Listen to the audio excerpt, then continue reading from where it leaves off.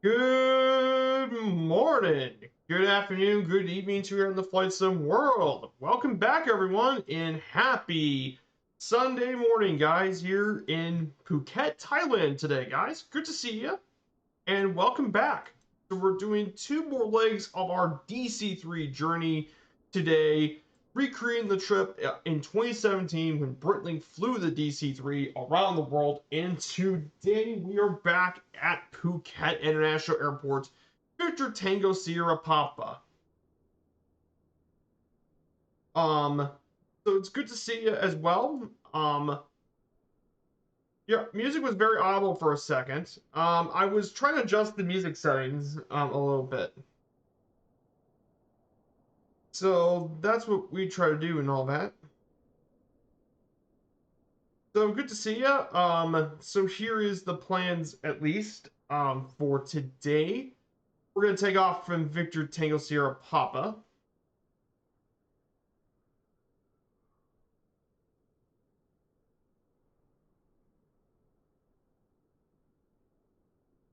From Phuket, we'll take off here. We'll fly across the bay.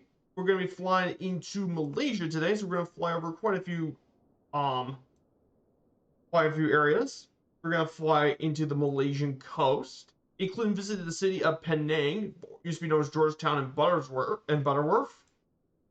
Once we get there, we'll follow down the coast and make our first stop at Kuala Lumpur at Sultan Abdul Shah's Subanak Airport. Used to be the former international airport of Kuala Lumpur. We might do a little bit of flying around the city, and then from there we'll take back off, further fly down the Malacca Strait, and make our way over to Singapore. So we'll be flying around a little bit of Singapore and land here at Seletar Airport, Whiskey Sierra Sierra Lima. Hello, Robbie. Good to see you, Robbie 613. Hello, good to see you, my friend. So we are going to be doing that today. But before we get started, and we're going to go ahead and give us the slides for today. I've been working on these for, if you guys know my channel, I have been working on those. I don't want to go. There we go. There. That's better. So let me go ahead and grab my book as well. I have a book for this. This will be set to April 1st, 2017. So we will set this to April 1st, 2017. And we'll be setting this to April 1st, 2017. On April 1st, after they got back to Phuket Airport, they've been looking forward to the trip down to Kuala Lumpur. They got airborne again and made their way to the capital of Malaysia. They were accompanied by Palas PC-7s from the Royal Malaysian Air Force, and they overflew the surrounding islands in Penang Bridge, one of the world's longest bridges. And after those motions, they landed here safely in Kuala Lumpur. So that is going to be about the slides. That is today's note for this leg. This was today's notes from the authors who wrote the book.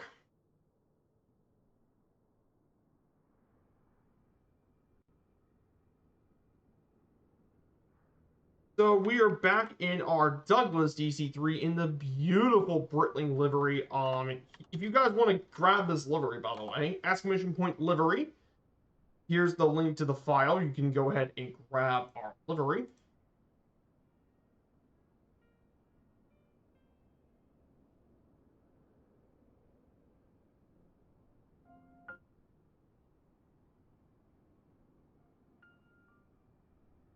So once we got this plane here, we're going to go ahead and get inside.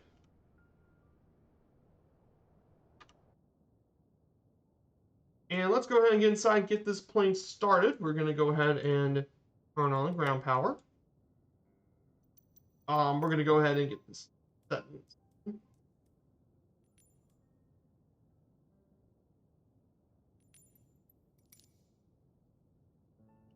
We're going to go ahead and get the mixtures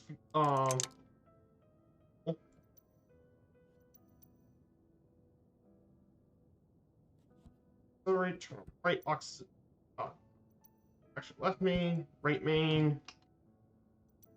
Good.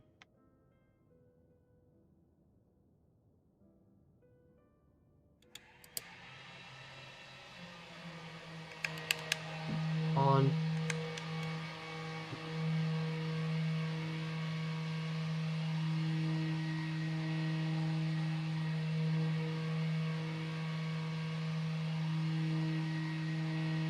Gonna go ahead.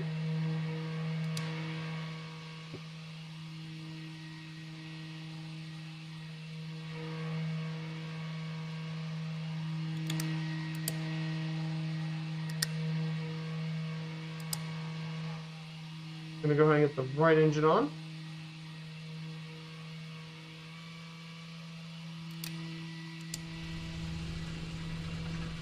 Looking good. Okay. Gonna go ahead and here, primer on.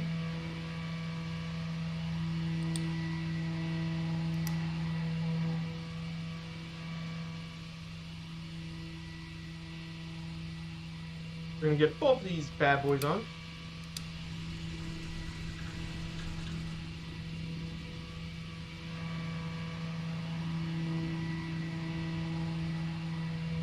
Okay, we're gonna turn on battery power, turn off ground power. And that's gonna be how we start the DC. So that's it. That's getting pretty easy. That's how you're gonna start this thing. We're gonna go ahead and get this thing taxied.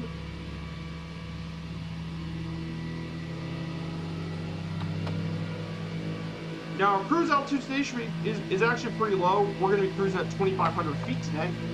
And actually, we're going to cruise for most of the trip at around 2,000 feet. We're not going to be in the air for a high altitude at all.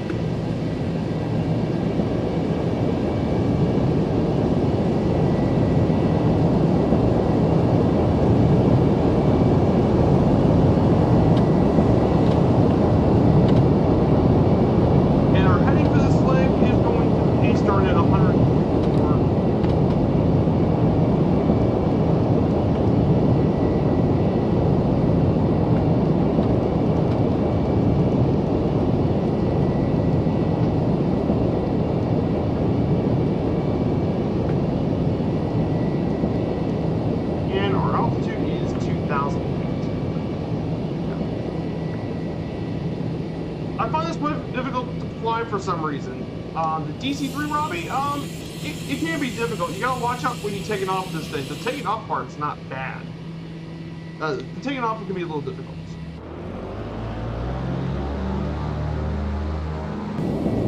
So we're gonna take off here at Phuket. If you guys want to know the server, we are on the Southeast Asia server.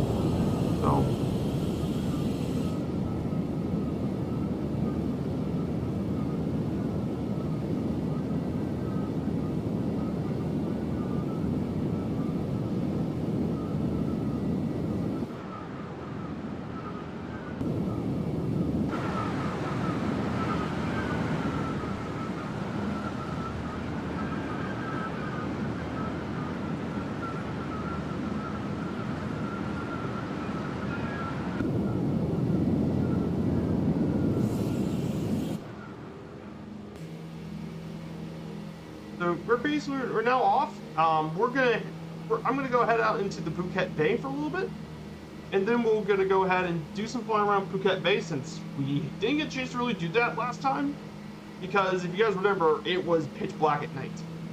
So good to see you, Rat Hole 80. Good morning, nice takeoff. Thank you. Thanks for saying that. So we're about to take off here.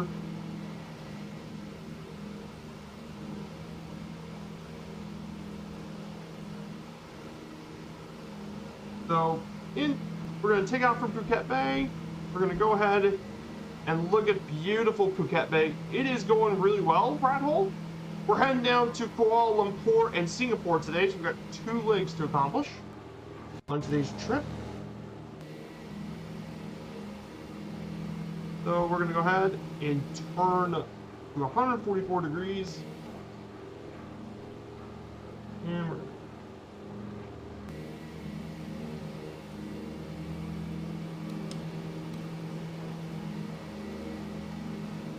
going to go. And I'm using Flow for the autopilot because when they originally did this flight, it was actually in a retrofit cockpit for modern stuff. But since only this livery came for the Deep Classic, I decided to use Flow for the autopilot. It just makes it easier to fly. I'm just gonna adjust right here.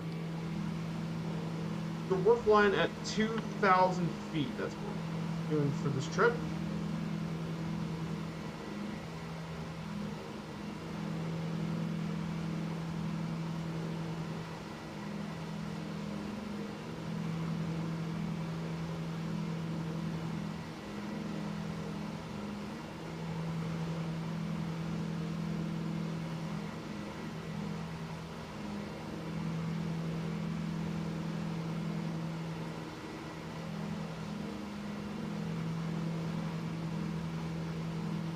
So that's what we're doing for today.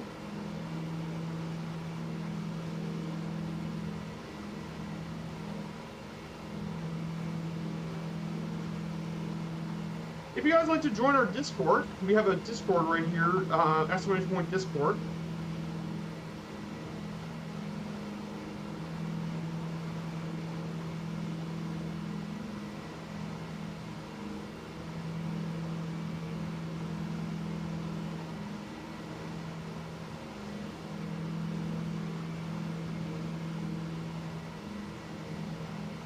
So that's what we're doing.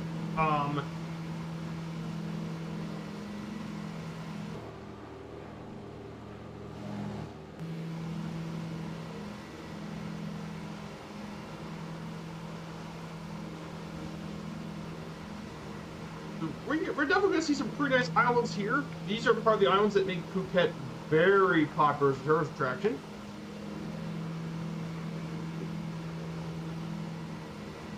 So our first lake here is going to be around,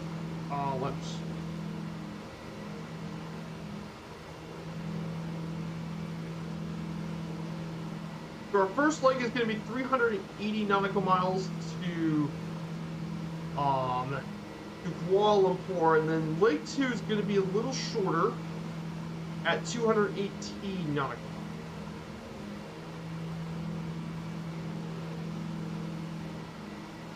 But it is going to be a little shorter than the last one. So it's going to be 2 legs. Well, that's what our plan is.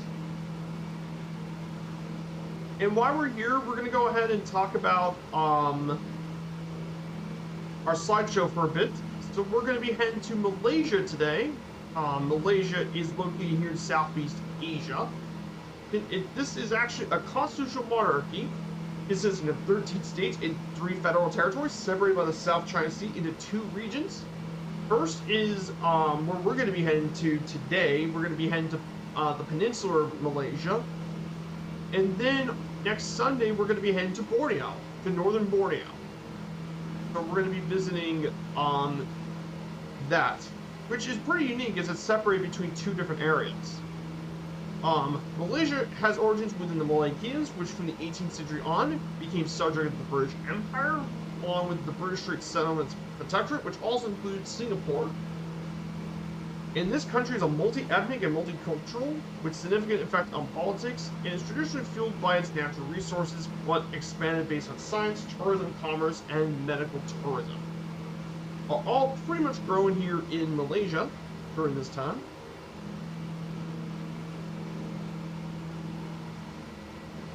So when we get to a little bit of the history of Malaysia, starting at 200, in 200 AD, the ancient Hindu Malay kingdom of Langkasuka was founded by Meron Mahawangsa, a descendant of Alexander he may be considered to be an Alexander the Great, a descendant of Alexander the Great, or Duhul Pardayan. 200 years later, the emergence of Kedaya to a civilization began with the involvement of the community at Gwar Kapa.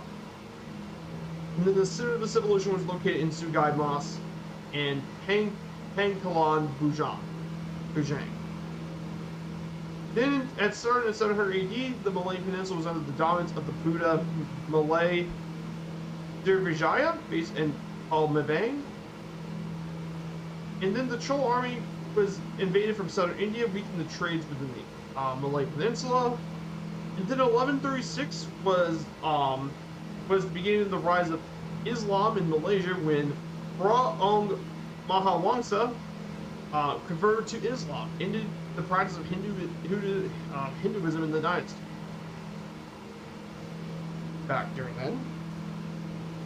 Then in 1245, Sang Saparaba, a legendary great ancestor of the major dynasties in the Malay world, enters into a sacred covenant with Demang Lebar Gun, the ruler of Palembang, and subject laid the basis for the proper relationship between the Malay rulers and subjects. In 1299, the kingdom of Singapore was founded by Sang Nila Utama, a son of Sang Kapurba. Also, in 1368, you can find the Brunei Sultanate, which is still here to this day, funnily enough, in Brunei. When the Sultan of Brunei married with the Princess of Singapore and converted to Islam.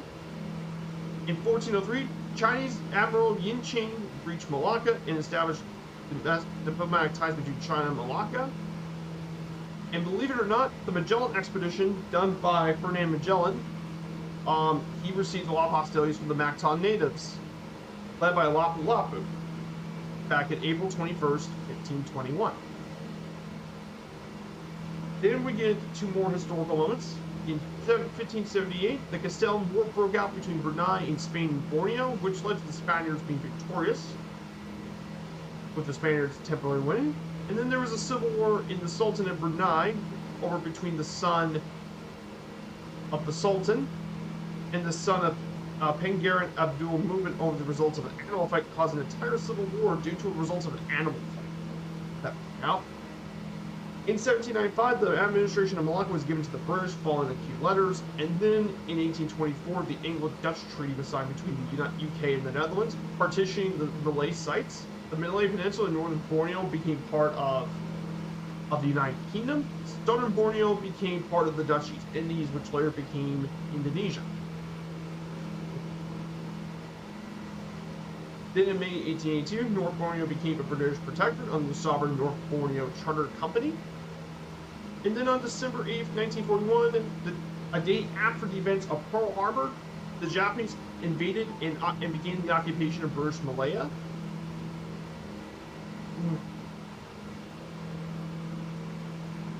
And then some more moments so far. In 1945, September 5th, the British returned and established a military administration.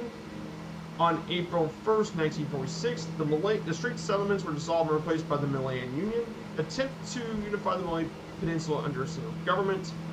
Then Malaya became independent in July 31st, 1957. Then in 1965, a pretty important thing happened, and that was when Singapore and Malaysia actually agreed to separate from each other. And a lot of that did because there were a lot of ethnic Chinese in Singapore, and that caused a lot of tension with the Malaysian government. Take it as you will. On July 16, 1981, Mahathir Mohamad was sworn as Prime Minister at 56. January 1st, 1998, Petronas Halls opens to the public, which was Malaysia's tallest building. That's been replaced by the newest. And finally, March 8, 2014, Malaysia Airlines Flight 370 disappeared off somewhere in the Indian Ocean. We don't know where it went, but everyone probably has heard a lot of documentaries about that flight. So that is a brief overview over the history of Malaysia. Just a brief overview of Malaysia. There's plenty more to talk about from plenty of other researchers too. But this gives you a little bit of what it is about Malaysia. Let's see who's probably flying along with us today. So no one of us is following along, but we're gonna go ahead and grab a few, just go ahead and show you guys the scenery for a little bit. So great to see you guys. I hope you guys have had a great weekend. I didn't stream Friday. I had a community outing, and I decided to prepare for this stream. But I hope you guys are having a great weekend and enjoying yourselves during this time.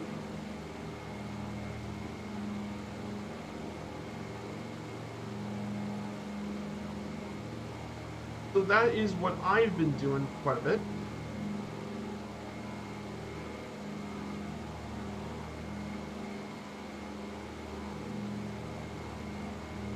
So, there's gonna be some pretty interesting add-ons coming here, as well.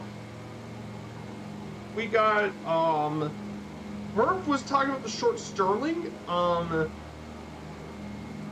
which just came out. Murph had some interesting things to say about it. He did like it, but I don't think it's good enough for paying that $25. If I were to pay 25, I would have, something else. I mean, I would have gotten like the Hellcat or something for around 25, which is probably more expensive, but it is much more detailed. I'm not saying it's a bad add-on, but I just don't think it's great. Then the Ron 6X came out from Flyboy Simulations. I see the Shadows fly that plane. I might get it, considering the Shadows have flown this plane a lot. And I like the fact that it does. For $15, it has both a tri-wheel and a conventional and a tricycle gear config, which is nice for those who prefer either one of those. So I've heard a lot of great things about it, and I think, and then finally Black Box coming out with the Black Box Simulations who came out with the Trilander are coming out with two new planes, the short 330 and 360 planes. Which is definitely a very interesting, definitely a very quirky plane for, and those planes actually have a long history. Tons of reworked liveries and stuff. But definitely a very, very cool, unique planes coming out. So definitely very, very cool stuff that's going to come out to the sim. That's from MSFS add-ons. And I just realized in that there was also, a page about Samsung 3D bringing Bangkok landmarks. I mean, that would have been great to have if we flew in Bangkok during the daytime.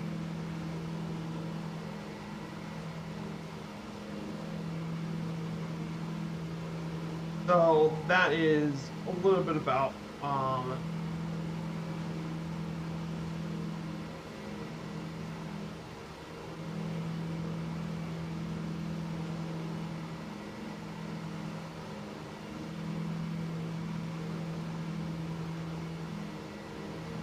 Hey, Sergeant Staff, good to see you guys. Good to see you, Sergeant Staff. Guys, definitely want to check out Sergeant Staff's stream. He had a very long flight yesterday. He flew from all the way from Liverpool to New York in a DC-6. It took him a long flight. I think I remembered it was 14 hours in a Douglas DC-6. But man, that was very impressive to fly that long in a DC-6. Very, very impressive. But guys, check out his channel. He makes some really good content as well.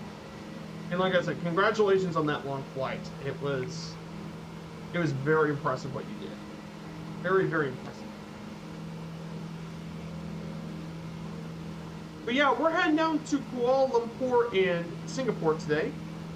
We're doing legs 13 and 14 of our DC-3 journey today, Sergeant Staff. So, but you probably should get your long run rest, for sure.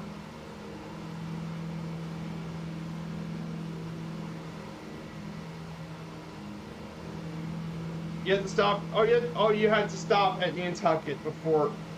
But that's still really impressive, though.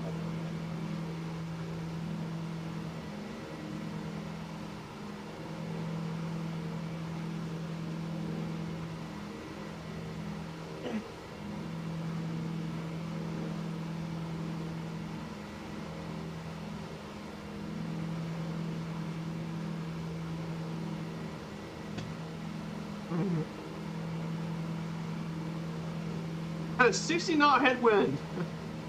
Oh dear. Up easy seaboard?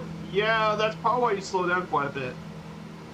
It would have been better if it was a tailwind, because at least you would have blown farther. I guess sometimes the water doesn't always work that properly. Hey, Devil Dude, good to see ya. You're doing... Oh, good luck. I probably need to do the weekly schedule, but CTD's doubles cause so many CTD issues for so many people. So...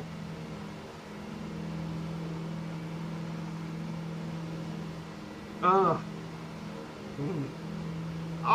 hope I can complete the weekly schedule for it. Yeah, that's a new achievement that came from our virtual airline today. It was one of the 2 new things for our achievements I need.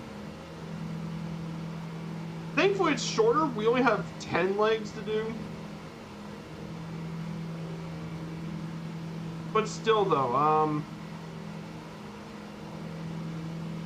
I mean, no worries. It's just a lot of people. Should have gone from New York to Liverpool. Yeah, the other way would have been a lot better, Sergeant Staff. Like, I can understand doing it in an jetliner getting through from there. You at least have enough range. But yeah, in a DC-3, the other way would have probably been better. Though it's still make it all the way to the United States in the DC-6 is still really, really cool. So there is still that. Alright, and we're gonna go ahead and let's go ahead and get some more of the notes done for today's stream. Let's start with Malaysia's geography. And like I said earlier, one of the things that really is unique about Malaysia is geographically it's actually split into 2 parts. The first picture up here is the peninsular part of Malaysia. And then we actually have and then we actually also have the southern, and then we finally have the northern Borneo as well. But basically, these are the 2 landmasses that really separate Borneo. It's actually the world's 66th largest country in the world as well. Geology-wise, Peninsular Malaysia is around 740 kilometers from north to south. And it's quite mountainous. In fact, more of it's over 150 meters above sea level as well. But it's more mountainous when you get east of Borneo. So there's that as well. And the highest mountain is Kinabalu, which is located here in Borneo, Malaysia. Which we might be able to see the mountain for next Sunday's stream into Kuala Kinabalu. So there is about the geography of Malaysia. I used the shipping route of the ocean liner. Got it. Yeah, most of the time you will always have a headwind if you go west. Exactly. That's why you need west. You need to get some plane range. In addition to its geography, Malaysia is one of the mega diverse countries in the world. If it talks about biodiversity, Malaysia is extremely biodiverse. One of the world's most biodiverse countries on the planet is here in Malaysia. There's over 210 mammal species in the country, over 620 species of birds, with even more in Borneo. 250 reptile species are reported in the country, 150 species of frogs, and you can find thousands of insect species all around Malaysia. In fact, Malaysia is home to about 20% of the world's animal species can be found here in Malaysia. And it's some of the richest biodiversity hotspots in the world, especially the Sulu Sea. And of course, as a result, there's lots of ecotourism all over Malaysia. 2/3 of Malaysia are covered by tropical rainforests, and some of these forests have been estimated to be around 130 million years old. And these forests are also home to one of the world's largest flowers, the Raphael's genus, which can reach a diameter of over 1 meter. Oh yeah, and one more thing about these flowers as well.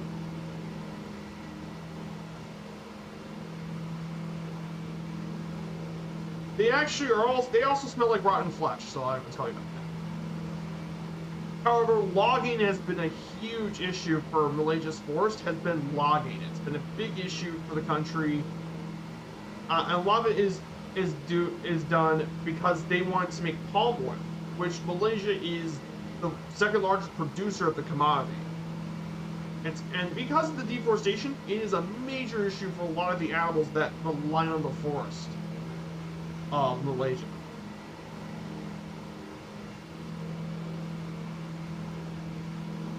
So yeah, that's really not good because Malaysia is really rich with wild.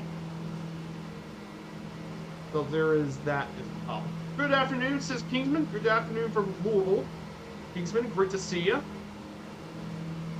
You guys are coming here at a good time. We're getting our way over to Kuala Lumpur. Just talking about the biodiversity of the animal species here, located here in Malaysia. I'm glad. In addition to this, we also have tiger species. So right here in the picture is a Malaysian tiger. It's also Indo-Chinese tiger. It's also home to the Indo-Chinese tiger, Indo-Chinese leopard, and the cloud leopard. Also make their animal species here. But basically, yeah, there's so much diversity in Malaysia. Indonesia is very similar to that too, and that's further south. In terms of the government and politics, I just decided to just do government because it is actually a federal constitutional elected monarchy, and it's actually the only federalized country here in the region. And it's very similar to the Westminster parliamentary system, which is basically a legacy from the time the British ruled Malaysia. The head of the state is currently the king, and his official title is Yang di Pertuan Agong, and the king is elected to a 5-year term. So yeah, the king itself is actually elected in a 5-year term, and from the 9 hereditary rulers that are from the Malaysian states. The four other states who have title governors do not participate. So basically, by informal agreement, the positions rotated around the 9 hereditary rulers of the Malaysian states. And so far as of 2019, Abdul Apahang is currently the king of Malaysia. And thankfully, his role is pretty ceremonial since the Constitution of 1994. The legislative power is divided by both federal and state legislators. The bicameral federal parliament consists of the lower house, the representatives, and the Senate, the upper house. The House of Representatives has 222 people, while the Senate is 70 senators. And the executive power is vested in the cabinet, led by the Prime Minister, and the Malaysia's legal system is based on the English common law. However, the judiciary, unfortunately, is supposed to be independent, but there's been a lot of issues with transparency. So there is that as well. And in terms of administrative divisions, obviously it's separated between West Malaysia, which is Peninsular Malaysia, and East Malaysia, which is Northern Borneo. So it's 13 different states make up Malaysia, and 3 federal territories. And each of those areas are divided into 2 regions as well, with 11 states and 2 federal territories on Peninsular Malaysia, and 2 states and 1 federal territory in East. And governance is divided between the federal and state governments of Malaysia. So that is the government of how it works in Malaysia.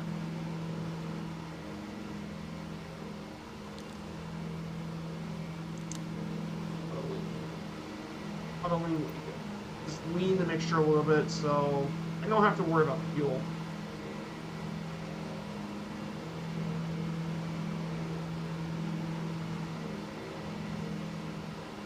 So, okay, that's just a little bit about the politics and government. So yeah, it's great to have you guys here as always. I don't want to bore y'all too much with the words and stuff.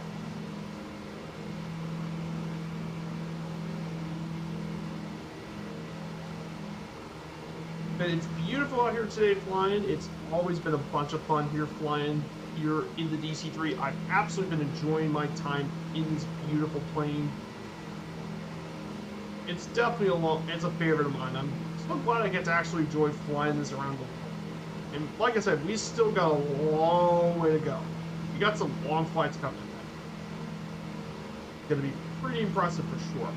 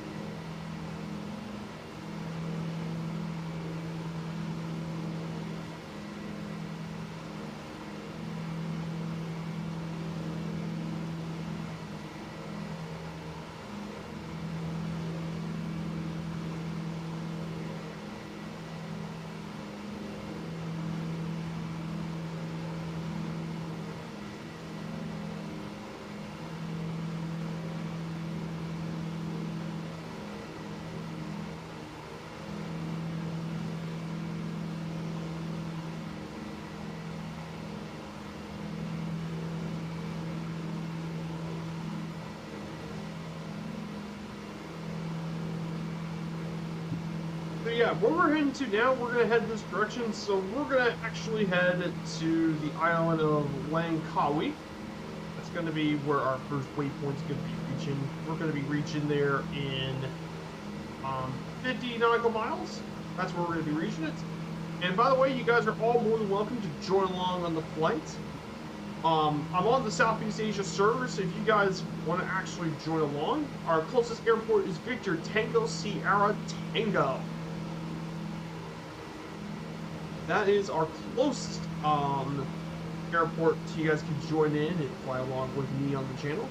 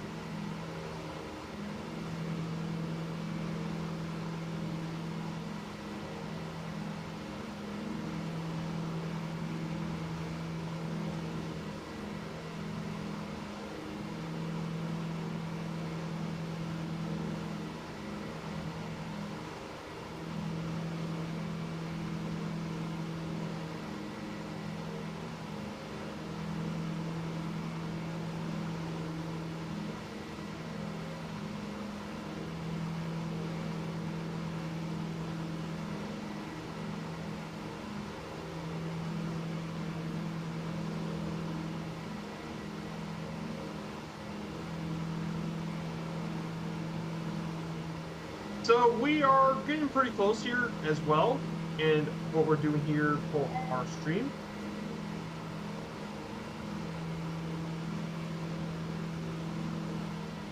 So we're going to go ahead further on ahead and head towards our destination here.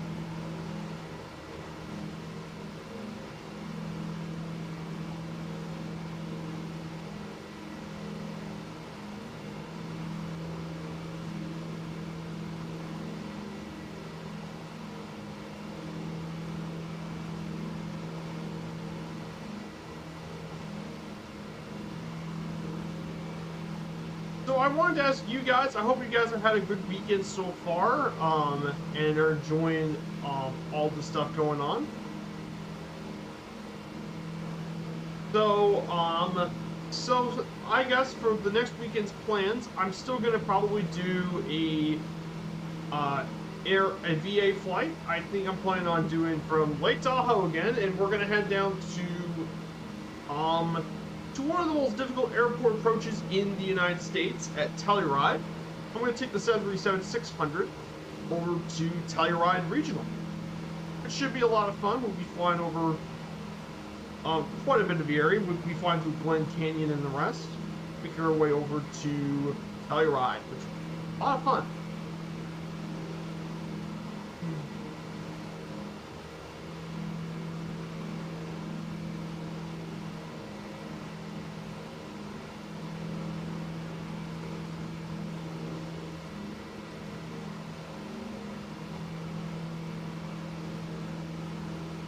That's what I'm planning on doing for the past weekend. And then, like I said, on Friday, next Friday, that's coming up, we'll be continuing our the flight that I should have done this Friday.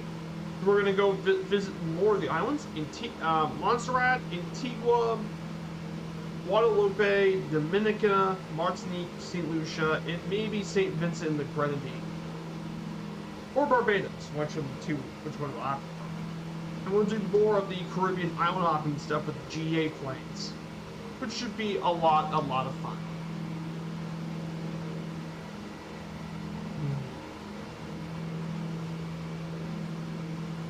So yeah, I think it's good. That would be fun. And then Sunday will be Blake's 15th of our DC-3 journey. We'll be going from Delamat Airport here in Singapore, and we'll make our way over to Kota Kinabalu in Malaysia and East Malaysia. So we're going to make our way there.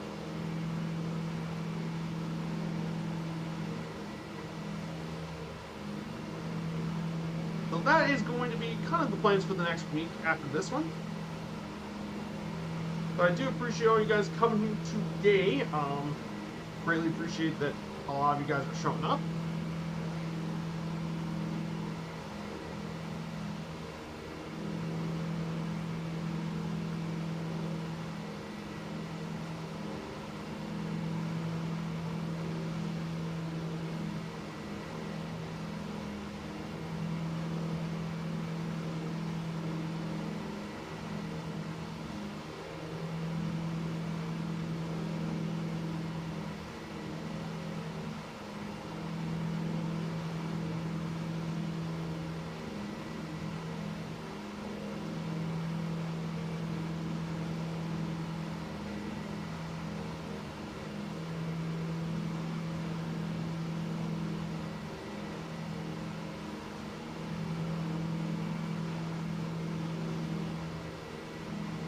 So, one of the more interesting things, so talk about some pretty interesting news. For the college basketball tournament that just happened this past weekend, if you guys haven't paid attention to the NCAA basketball tournament in the United States, let's just say March Madness is living up to its name this year. Like usual, it's lived up to its expectation. I mean, we've had some pretty huge upsets, and I actually mean some huge upsets just happened. The first round happened in the first round in March 16th. There was some pretty crazy stuff that happened during the first 2 rounds so far. So in the first round, we had several close calls. Number 1 Houston barely beat Northern Kentucky on the Midwest bracket. Then we had Pitt going all the way, beating Iowa State. The 11th seed Pitt beat Iowa State. And Penn State beat Texas A&M in the first round for the Midwest bracket. For the Southern bracket, Alabama continues its dominance. San Diego State is survived again to the Sweet 16. Breitling, 15-seeded Princeton's already in the Sweet 16. They first upset number 2 Arizona in the Southern bracket, and then they beat the 7th-seeded Missouri Tigers. So Princeton, an Ivy League school, is now in the Sweet 16, which is pretty crazy to think about. And then in the Eastern bracket, we had probably one of the biggest upsets of the biggest upset of the tournament so far. Number 1 Purdue Boilermakers losing to 16-seed Farley Dickinson. Like, what? You mean a bottom seed team beat one of the top seeds? That's pretty insane. FAU beat Memphis. for FAU's first ever tournament win. Tennessee's now in the Sweet 16, beating Louisiana, University of Louisiana, and then beating Duke. And then finally from the Western bracket, Kansas beats Howard, but gets eliminated by Arkansas. Then Gonzaga beats Grand Canyon. So that's our crazy stuff going on in the tournament. But yeah, the NCAA basketball tournament has been living up to its name, March Madness. Good to see you, Filthy. Good to see you, Filthy. I hope you're doing well. Great to see you. Well, let's go ahead and get back to the exterior of our Douglas DC-3.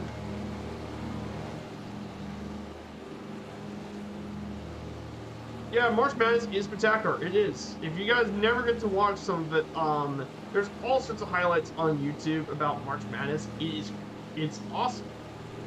Except if you're the team getting March Madness yourself.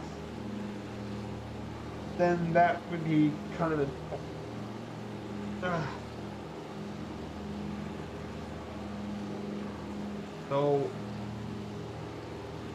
But it is absolutely very beautiful outside today here in flying around the coast.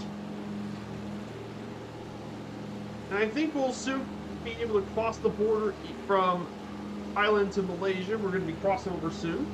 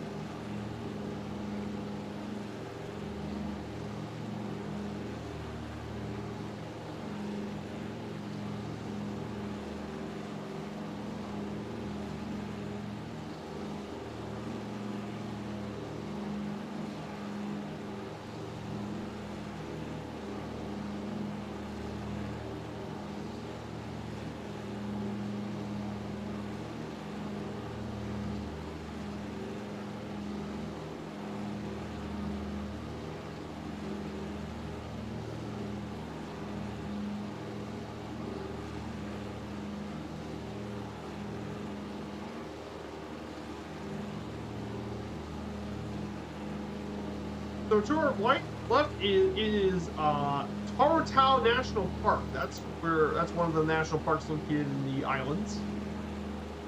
This area. So there is that as well. Let's go over our slideshow a bit more. So let's go visit the Malaysia's economy. So economically, Malaysia is currently a newly industrialized economy. It's relatively open. It's the world's 36th largest economy by nominal GDP, and 31st by the purchasing power parity. And it's due to the fact that the large service sector contributes to over 53% of the total GDP, with industry being 37.6%. Malaysia currently has a low unemployment rate of 3.9%, and it has one of the largest foreign exchange reserves as well. Malaysia is the world's 23rd largest exporter and 25th largest importer. However, there is a lot of economic inequalities between the different ethnic groups here. And a lot of international trade goes through the Strait of Malacca. And manufacturing are key sectors in the Malaysian economy. Malaysia used to be the largest producer of tin, rubber, and palm oil in the world. But Malaysia's economic structure is moving away towards it. Tourism is currently now a larger deal here in Malaysia. And of course, it's now a center of Islamic banking and has the highest female workers in that country. In terms of natural resources, Malaysia has lots of natural resources throughout the country, like agriculture, forestry, and minerals, with the most valuable exported resource being petroleum. However, outside of that, it has been a massive producer of palm oil. Palm oil has been a huge deal in Malaysia. And basically, for guys who don't know about palm oil, basically palm oil is vegetable oil that's derived from the mesocarp, or the rice pulp of the fruit that comes from the oil palm tree. And they use it for a lot of food manufacturing, mainly in beauty products, but also as a biofuel. And palm oil accounts for 33 of the world's global oils produced in 2014. And the reason why why palm oil is so important is because they're easier to stabilize and maintain quality of flavor and consistency in a lot of processed foods. But the major issue comes from palm oil is they have to do a lot of deforestation and stuff, tear down a lot of forest to create more space for the crops.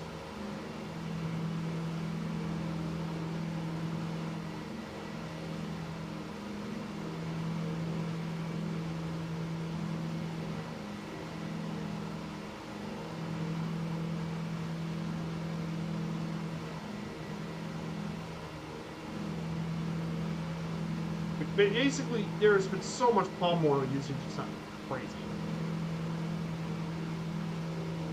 In terms of agriculture, it's now a minor sector in Malaysian society. Agriculture only produces around 7.1% of the GDP of Malaysia.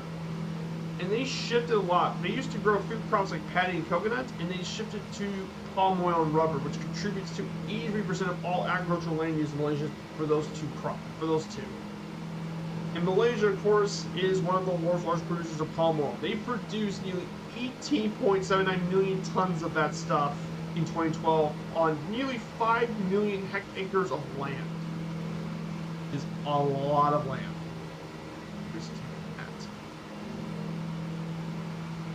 Pretty crazy stuff.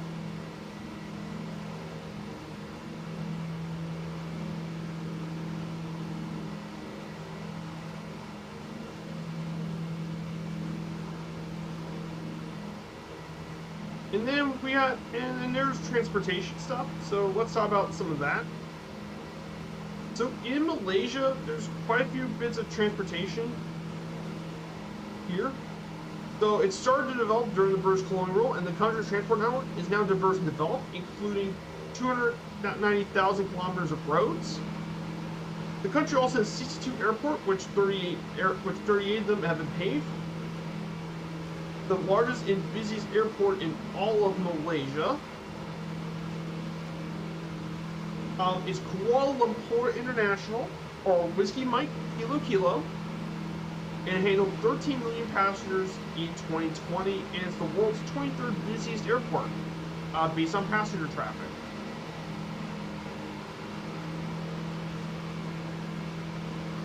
The national airline on Malaysia is Malaysia Airlines, providing international and domestic air service all across from Malaysia.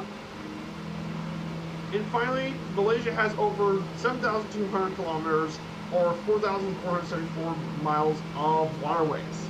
Most of them are located here throughout the rivers throughout the country. That is a little bit about each of the stuff about Malaysia and Kuala Lumpur. There is a little bit about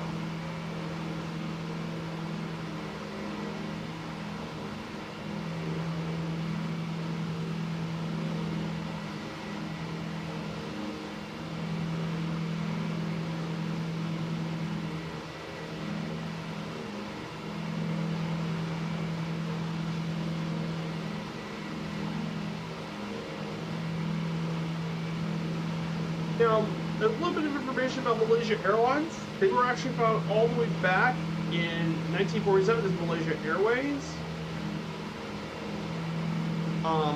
But it didn't commence operations until October 1st, 1972.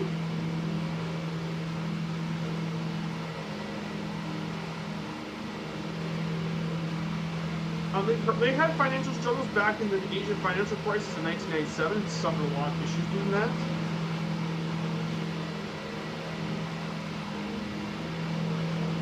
But they expanded throughout the 1980s and stuff, built a lot of growth.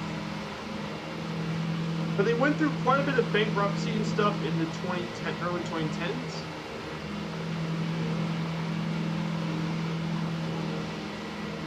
currently they have their fleet consists of quite a few planes, both Boeings and Airbuses. They have 6 A330s, 200s, and 300s, which are going to be replaced by the Airbus A330neo.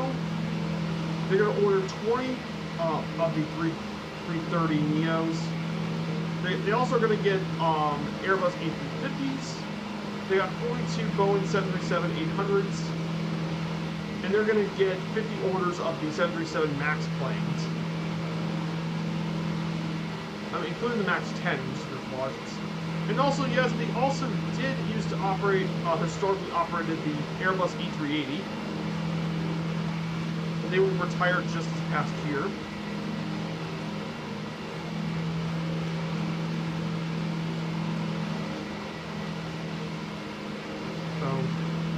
They also operated 747s. They operated the MD Douglas DC-10. 707. They operated quite a few planes as well. So that is a bit about Malaysian Airlines.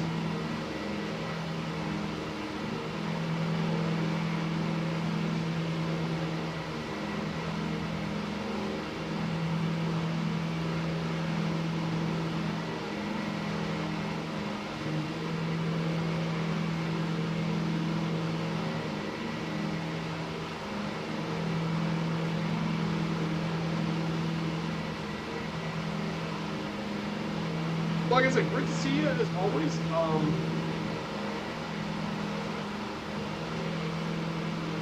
We're about 463 nautical miles from our destination, from our final stop at Salamat Airport. We're a little bit away from our first lane here in Kuala Lumpur.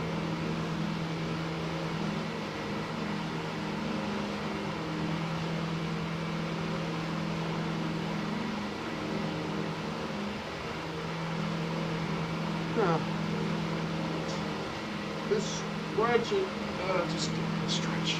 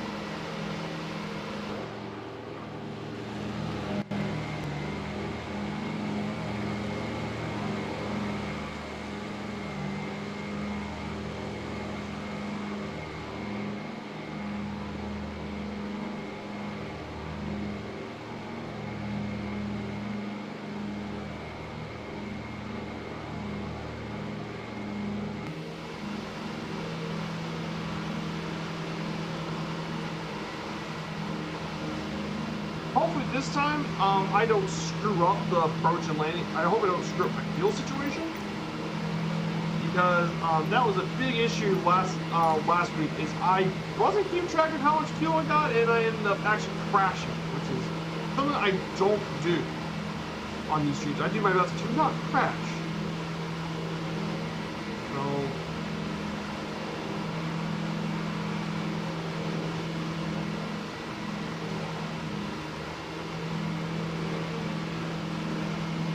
But it's definitely a very pretty area here, for sure.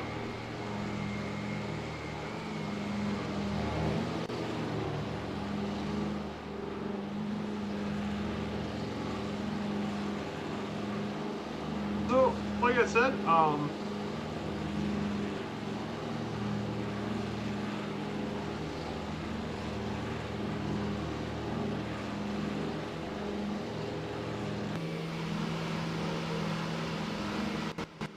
so speaking of which, I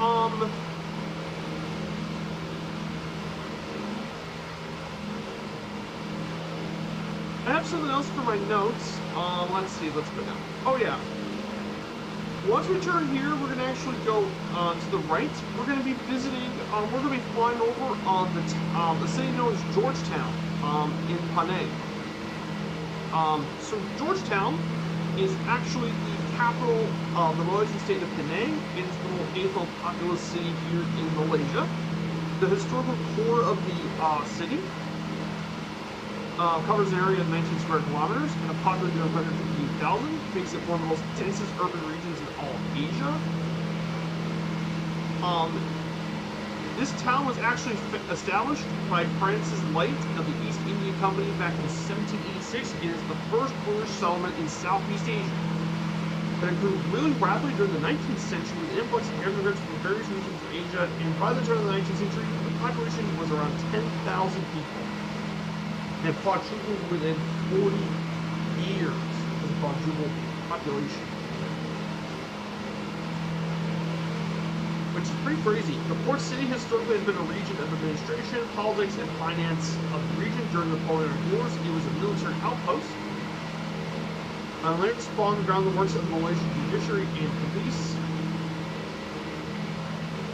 And it grew to become the financial center of Malaya during the time of the British, and several international banks, mainly Standard Chartered, HSBC, World Bank of Scotland, have all established offices there in Georgetown. In the modern era, it's now a hub for arts, culture, manufacturing, transportation, and more in Malaysia. It's still a financial center of the region. Some people regard this area as the Silicon Valley of the East.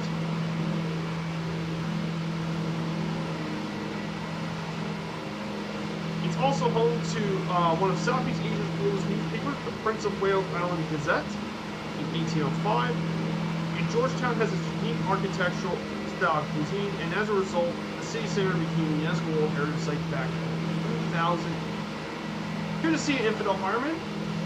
So the nickname of Georgetown, some of the nicknames include the Pearl of the Orient, Garden of the East, and the Island of Pearls is what they call it. Georgetown.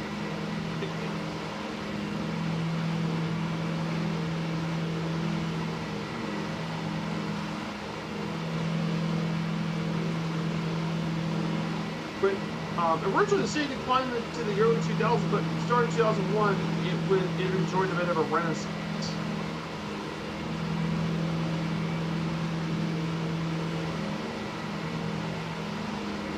Which is pretty crazy. It's got lots of really cool stuff to this here.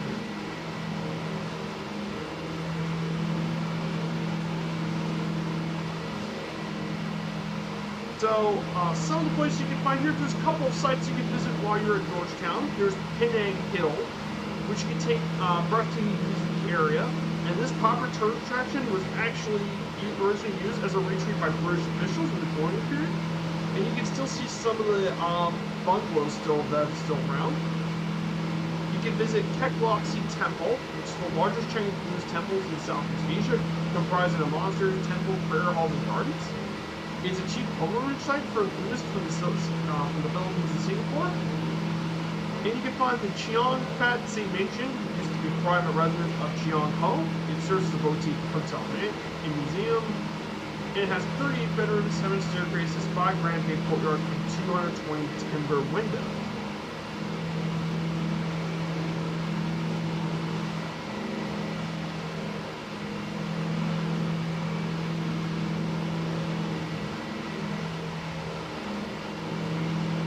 There's quite a few other places to visit here in Georgetown as well.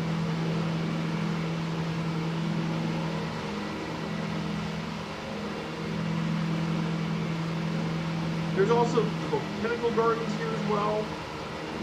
You can take jetty ports across all over some of the areas as well.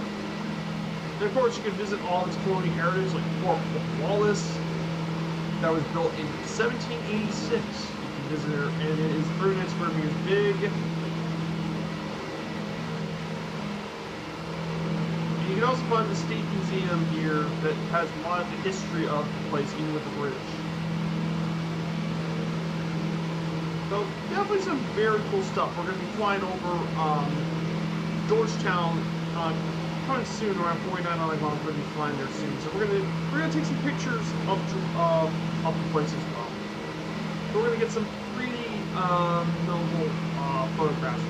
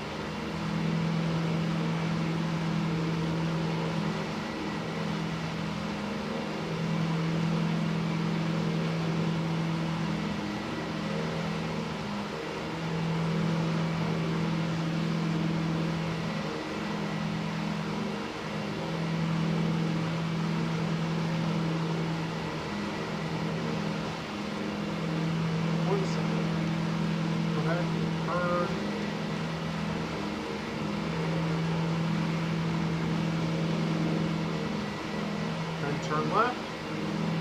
So we're going to head down to Georgetown.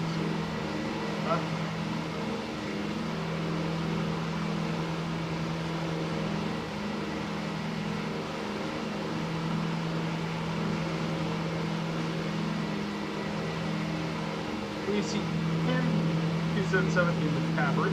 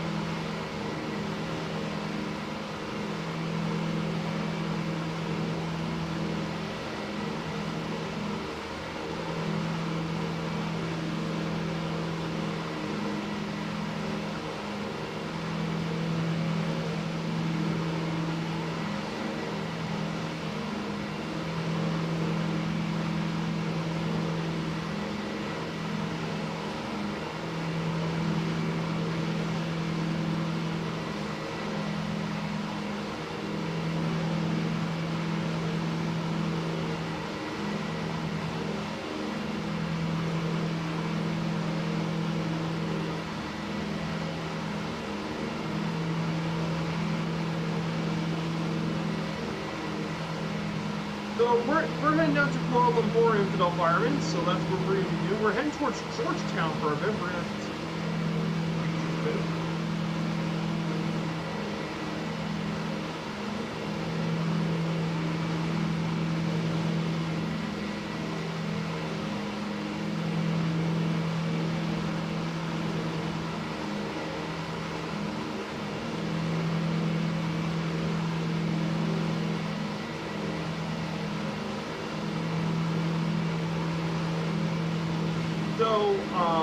that's what we're going to be doing today. Then after we land Kuala Lumpur, we're going to head all the way over to Singapore, which will be a much shorter flight. Be about now.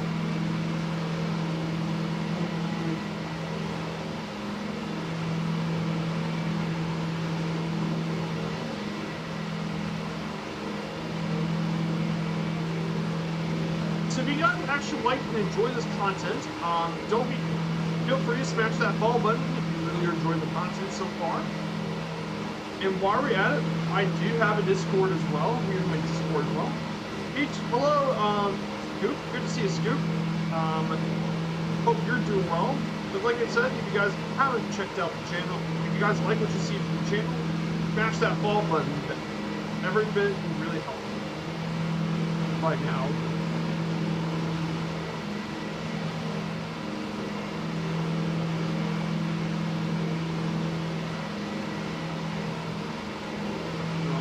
That's going to be my thing to do.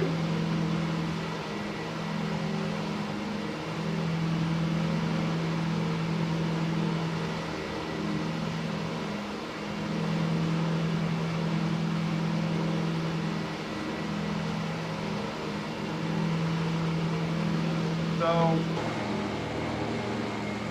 we have Chi-Chi Hippo. Chi-Chi Hippo is their A320. There's the 738 located here at Penang International, and there's PN 6277, the cavalry, a helicopter. So that's what's going on here today.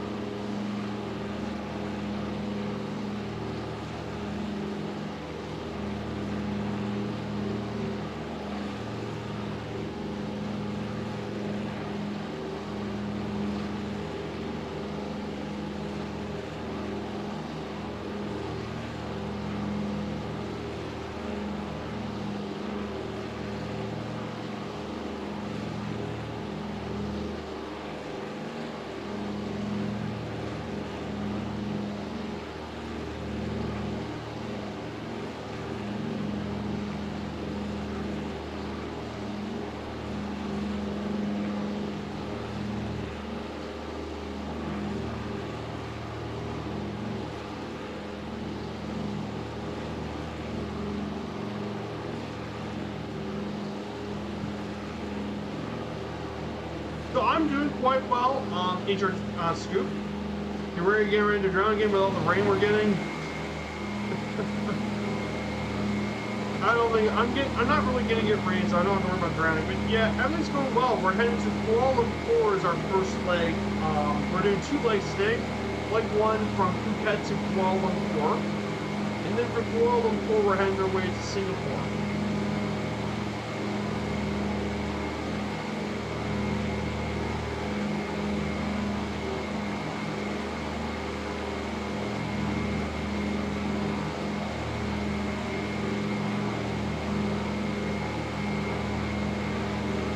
So yeah, I'm doing quite well. Enjoying the weekend as well.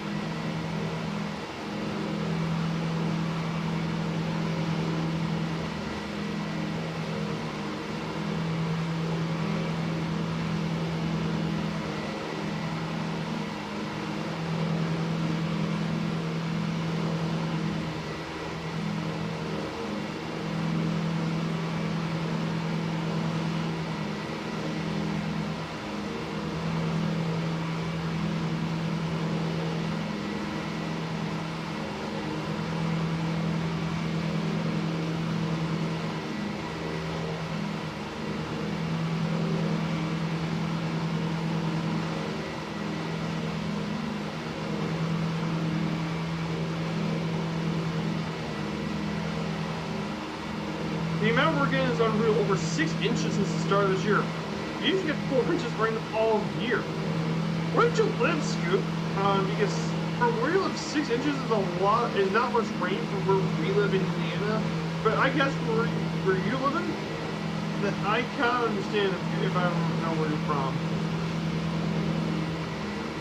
But yeah, that seems pretty crazy. From where you live, I bet it's probably where you live is very dry. It's very dry. It's very dry, and you don't get a lot of rain.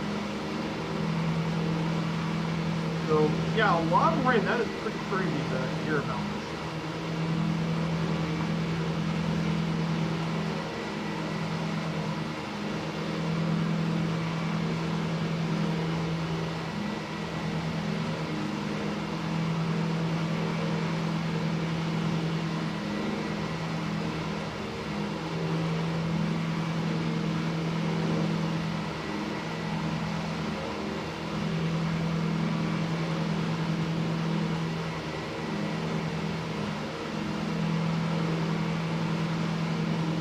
Central California. Oh, yeah. Yeah, I know California's been going through quite a bit of drought.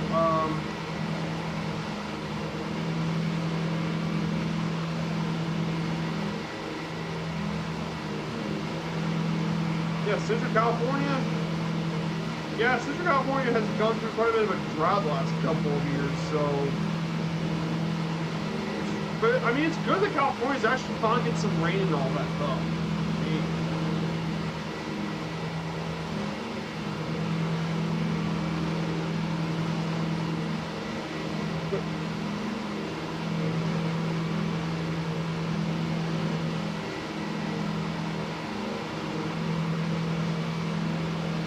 I mean, at least there's less of a drought, so at least that's an improvement. Yeah, about 3 hours north of Los Angeles. Ah, gotcha. Well, at least the rain would still be really good, for sure. I mean, good for California to actually get some bit of precipitation and all that. But at least that's promising here.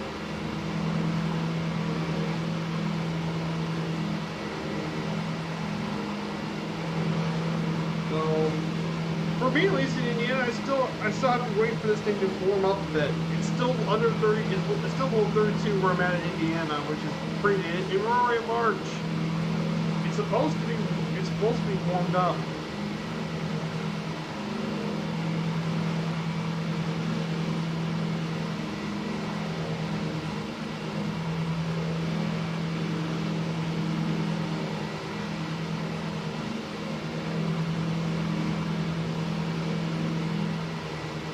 Yeah, but it's gonna make a really, really bad fire season. Ugh. I guess that does make a good point.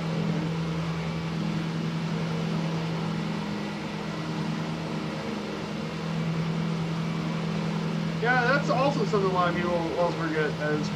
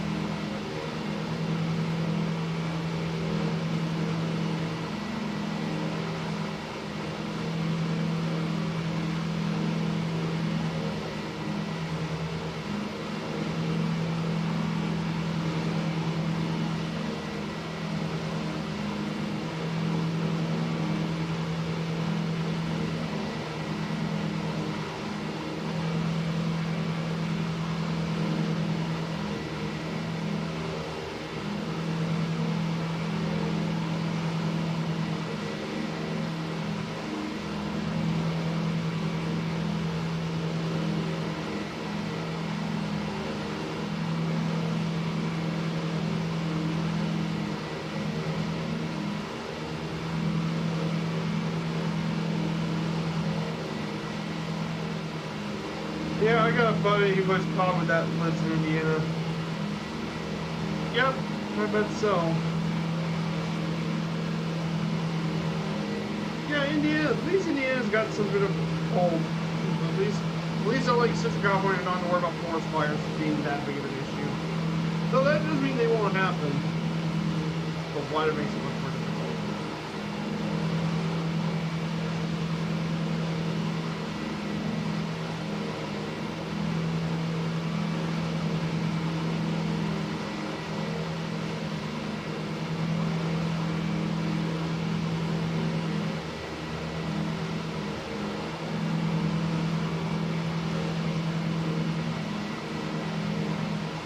Here it is. We're heading towards Penang right now. Very, very close to it. Mishawaka, Indiana.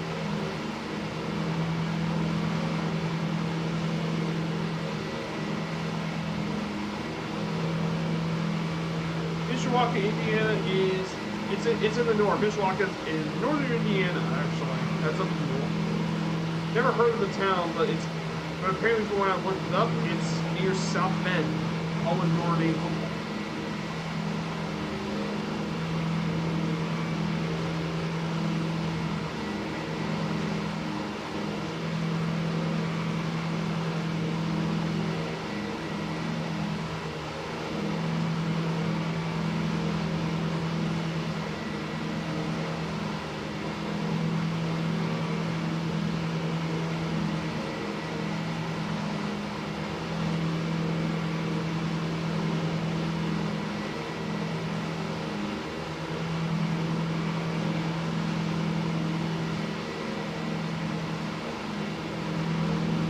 Yeah, Mishawaka is pretty interesting. It's called the Princess City. It used to be a manufacturing home in the early 20th century for the American Superlux motor car back in the early 1900s.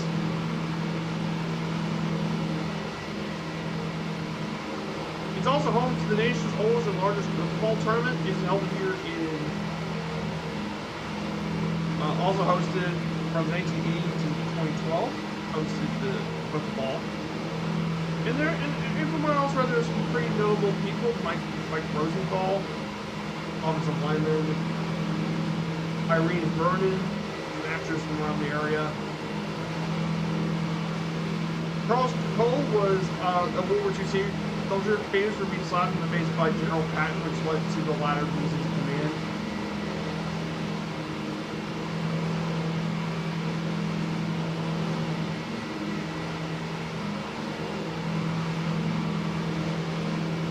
Yeah, some pretty interesting stuff as well. Pretty cool stuff. So we'll be turning here real shortly. So this here is Penang, here in Malaysia.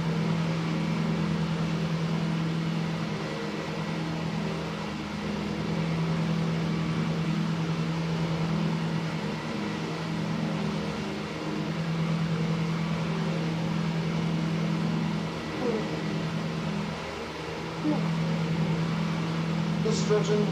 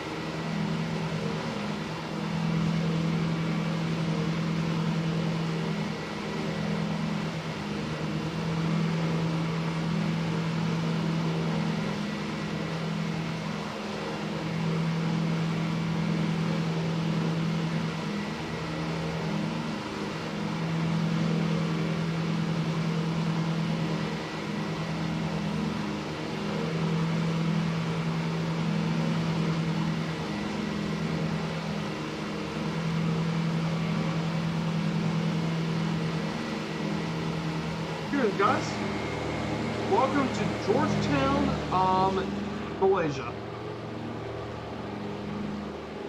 Here it is, Georgetown, Malaysia. Guys.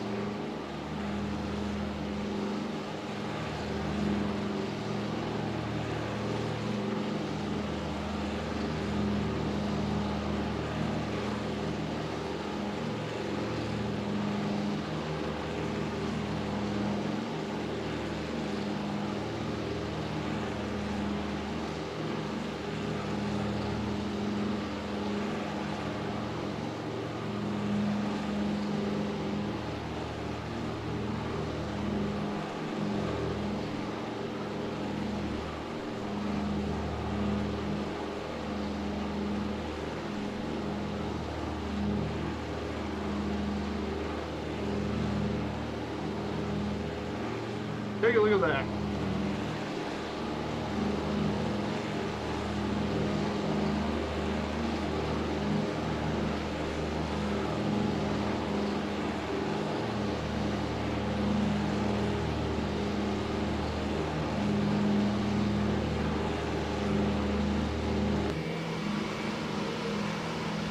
So here it is, Georgetown.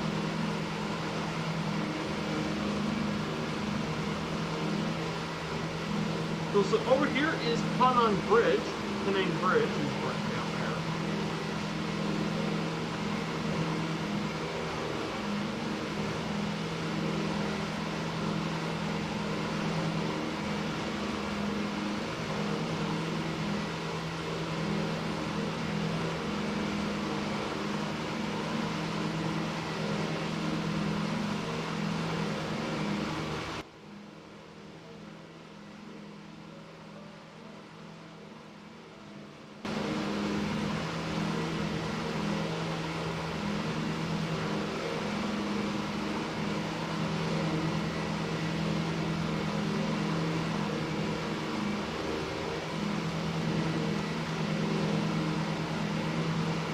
Here.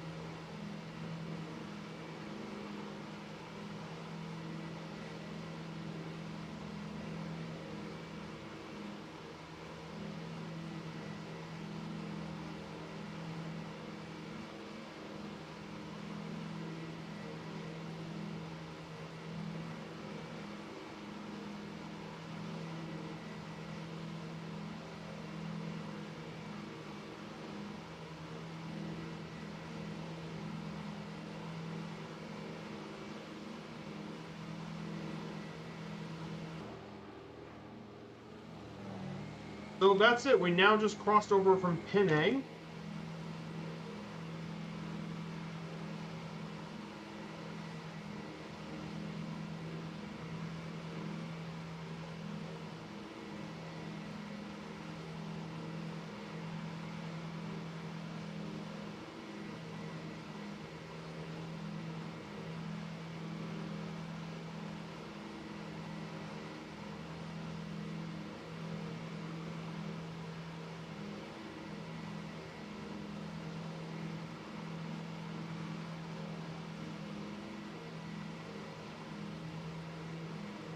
So now we get through to now we're gonna get ahead going straight. We're gonna keep following the Malaysian peninsula, so we're gonna go over the rest of it. Let's get over for the rest of the information for the tourism here in Malaysia. Malaysia used to be the ninth in the world for tourist arrivals. In an effort to diversify their economy, they pushed a lot of tourism, and especially medical tourism is very popular with over 641,000 foreign patients. And it keeps growing every year.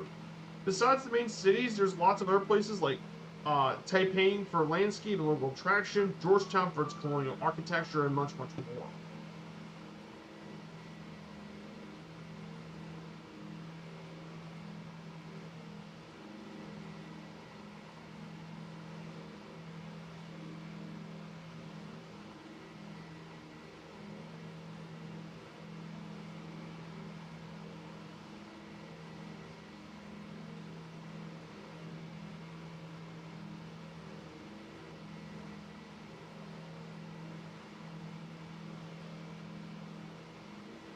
So that is about tourism, and then we get to the language. This is Malaysian Malay.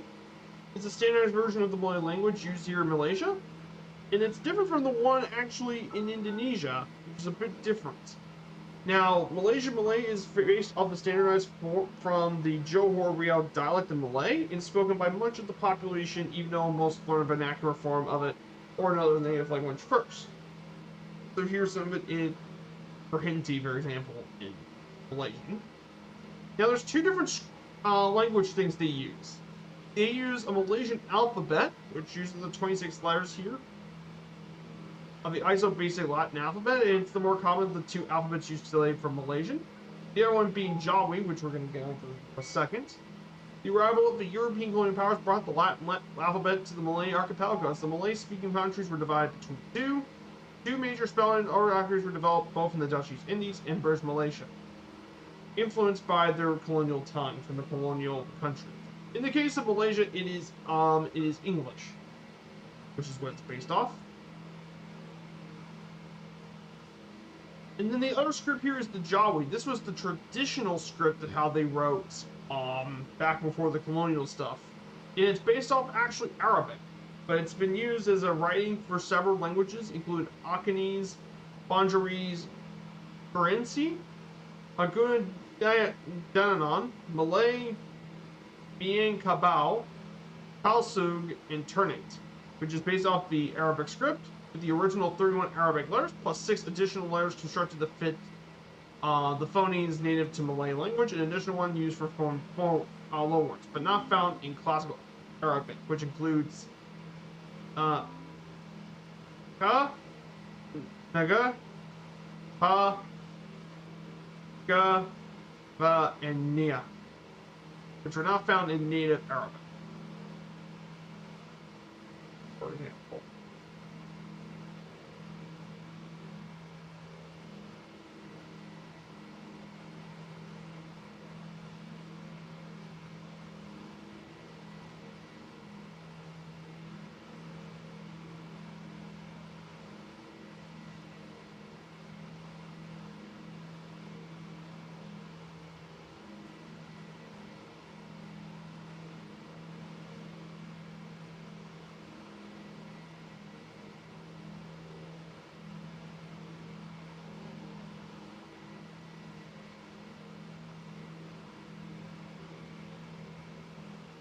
And some Malay words and phrases to learn. So first is welcome, and that's Selamat Datang is Selamat Datang. That is some bits of the Malaysian words to learn. So Selamat Datang. Hello. It is general greeting for good morning is Selamat Pagi. Good morning. For good afternoon, it's Selamat Petang. Good afternoon. Good night is Selamat Malam. And then finally used by Muslims throughout Malaysia is Assalamualaikum. Assalamualaikum. That is used by a lot of the Muslims for saying hello. And then afterwards, we have yes, it is ya. Ya means yes. And then if you want to say no in Malay, you say tidak or tak, which is informal. Tak is informal, but tidak is no. Excuse me, it is Kompang lalu, means to pass by. And there's maafkan saya, which is the other word to say excuse me. There's two of those. If you want to say please, is tolong. Tolong is pleased in Malaysian. Then you get to goodbye, which is salamat tinggal if you're leaving. And then if you're staying, you said selamat jalan. And finally, sampai jumpa lagi, which is the arrow form for goodbye. Those are like the three phrases.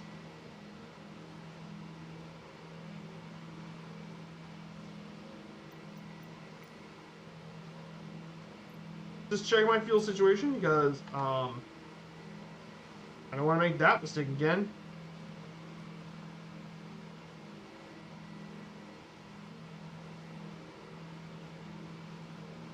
So we don't want to make that. And finally, congratulations. It is Tania. Tania. Tania. Tania. Congratulations. Oh, there's that.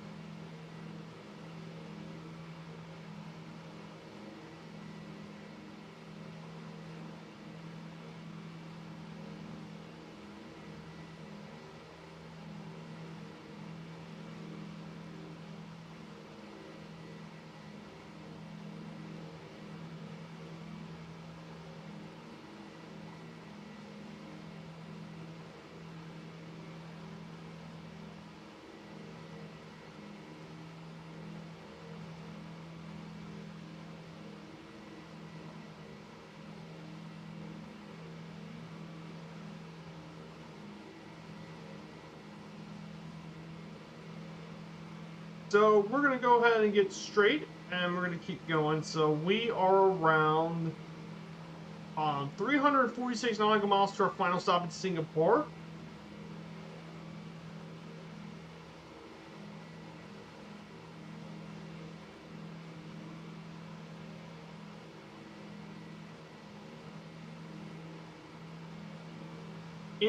And for the first stop, we will be around 127 nautical miles to our first stop here in Kuala Lumpur. So we're only 127 nautical miles away from our first stop. So we're going to go ahead and continue on with the slideshow, shall we?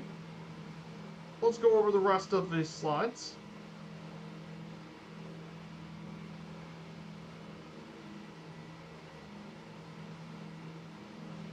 And let's go to Malaysia's culture for a bit. So Malaysia, culturally, Malaysia is a multi-ethnic, multicultural, multilingual society. The original culture stemmed from the indigenous tribes that inhabited Malaysia, along with the Malays who later moved in this area. But there's also substantial influence from Chinese and Indian culture, dating back to when foreign trade entered the region. Other cultural influences include Persian, Arabic, and British cultures, and due to the structure of the government, contact with the social contract theory, there's been minimal cultural assimilation of ethnic minorities, and as a result, there are some cultural disputes between Malaysia and its neighboring countries, most notably Indonesia.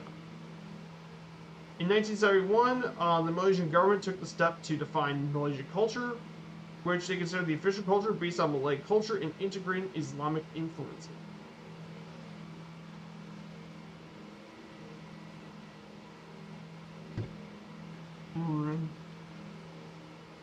As a result.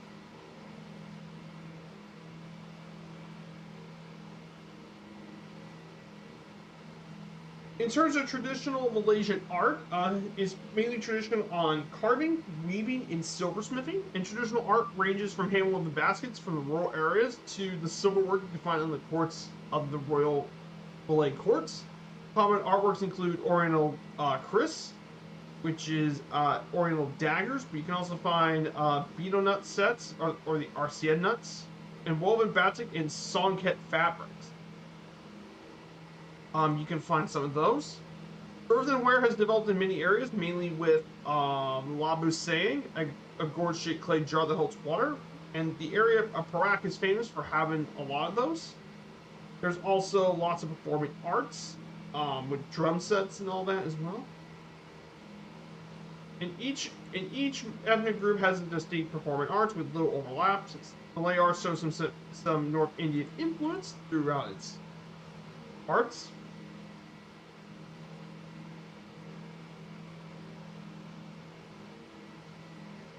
So there is that as well.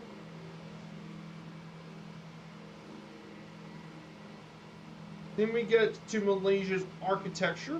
Architecture is a combination of many styles here in Malaysia, from Islamic and Chinese styles to those used brought by the European colonists. Malay architectures changed due to these influences. For example, if you go to northern Malaysia, they're very similar to those actually you can find in Thailand, while those in the south are based off the ones in Java, and located in Indonesia, by the way. For much of Malaysia's history, many of these buildings have been built from wood, and it's used for everything from simple houses to royal palaces have been made of wood historically. And the Istana Kenagon was built in 1926 and is the only Malay palace with bamboo walls. You can find those.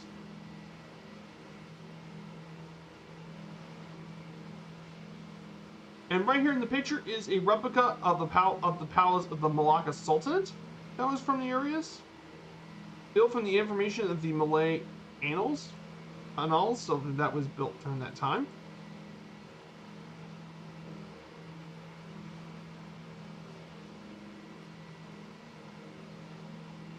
And then for Malaysia's music, so in terms of Malaysia's music, they appeared from originating from the Kelantan Patani region, based off percussion instruments, which most importantly is the jindang, the traditional drum. Music is traditionally used for storytelling, celebrating lifestyle events, and at annual events like Harvest. Within Malaysia, the largest performing arts venue is the Petronas Film Harmonic Hall, located in the Petronas Tower. The resident orchestra is the Malaysian Philharmonic Orchestra, and Malay popular music is a combination of styles from all over the different ethnicities. So, there is that.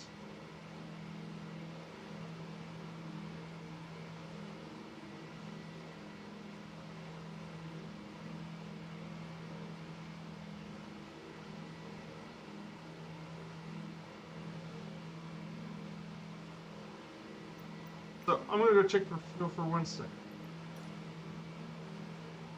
So in literature, there has been lots of strong oral tradition here in Malaysian literature that had since even before writing. These early works were heavily influenced by the epics that are found within India. In oral literature, like folktales flourished even before printed works. However, a big change happened when the Jawi script arrived with the coming of Islam in the late 15th century. At this point, stories which previously given lessons in Hinduism and Buddhism were taking more universal meanings. Each of the sultans of Malaysia created their own literary traditions. The arrival of the printing press was key in allowing literature in Malaysia to be accessed by more than those rich enough. And there was a division between royal Malays and the lower classes. And as a result, in the early 20th century, literature began to change and reflect the changing norms of the Malaysians. Wow. Malay poetry is very highly developed, uses many forms, including the hikayats, the traditional narratives, and stories written in that fashion are named after using hikayak followed by the name of the protagonist. The pantomime is a form of poetry used by many aspects of Malaysian culture, and different ethnic and linguistic groups have produced literary works throughout their different languages. The earliest Malay writing was dated back in 1303, known as the Terengganu inscription stone. And one of the most famous Malay works is Solatus al-Salatan, or the Malay Annals, recorded originally in the 15th century.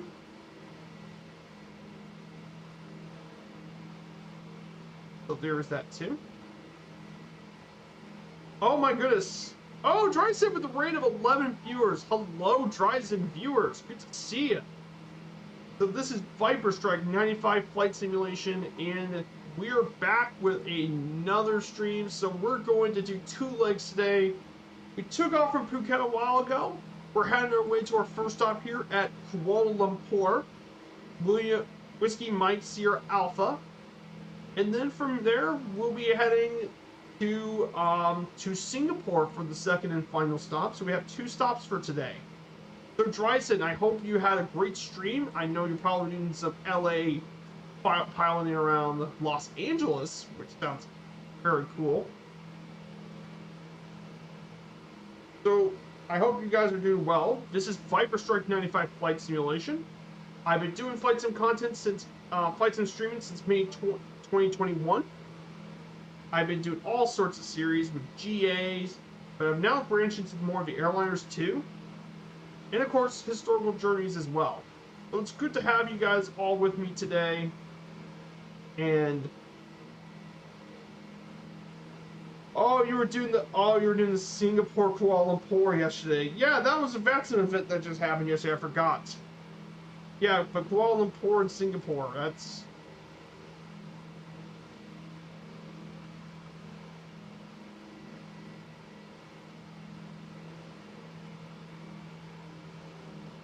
But yeah, we're doing this in the DC-3 though.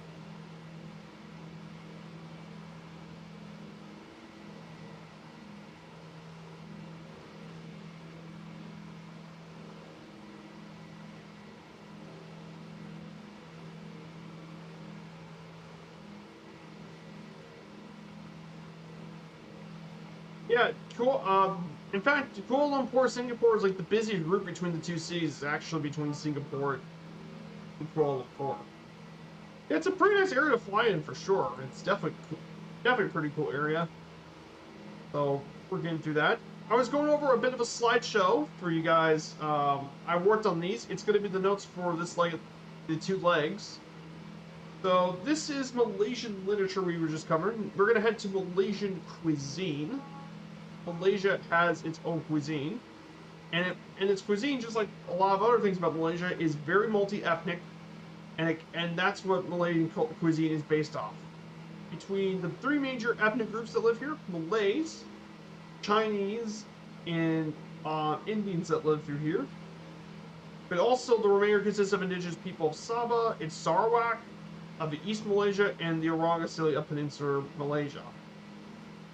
And as a result, it's a very wide mix of cuisine as well. Some of the staples in Malaysian cuisine, mainly rice is the most important. Is rice, just like a lot of other Asian foods, rice is extremely important. Also, noodles are a popular staple.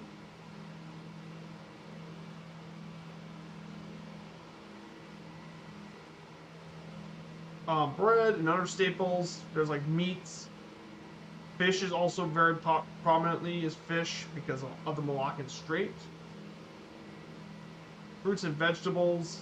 There's lots of different produce as well. And they got all sorts of different fruits and vegetables you can find here. And there's lots of different cuisines here for Malay cuisine and all that. There's like apam johol, rice cake, araba, non-cold milk drink. There's nasi lemak, which is considered to be the national dish of Malaysia. And the national drink, teh tarik, which is a hot milk tea. That's the national drink of Malaysia. There's all sorts of different cuisine here that really matches the rest of Malaysia.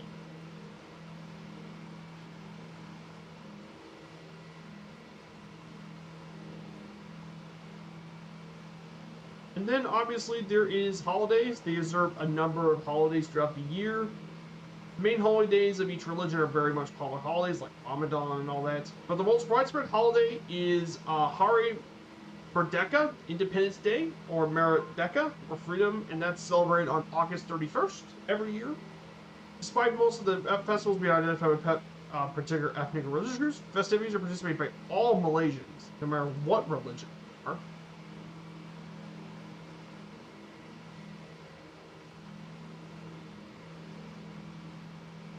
And those holidays include Chinese New Year, the start of the Islamic calendar, public holidays. Muslim holidays are pretty popular, like Eid al-Fitr, marking the end of Ramadan, and more. So there's lots of different festivities and stuff.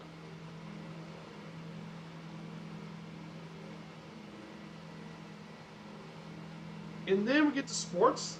The most popular sports include badminton, bowling, football, squash, and field hockey. They also have small-scale traditional sports, including the sport WoW, which is a traditional form of kite flying involving kites with intricate designs. There's also other international sports that prove to be very popular in the country, like badminton, and attracts thousands of spectators. And it's consistently held the Thomas Cup since 1949 in badminton. They also brought squash, which was brought by the British in 1939. They also have a top 10 ranked men's field hockey team. They also have its own Formula One track, the Sepang International Circuit. And one of its traditional sports is the Silat Meanu, which is in the picture you see there, and that is the most common style of martial arts practiced by ethnic Malays. And finally, the Federation of Malaya Olympic Council was formed in 1953 and it received recognition in 1954, and Malaysia has participated in the Olympic Games. So that is a little bit about Malaysia's culture for you guys to learn.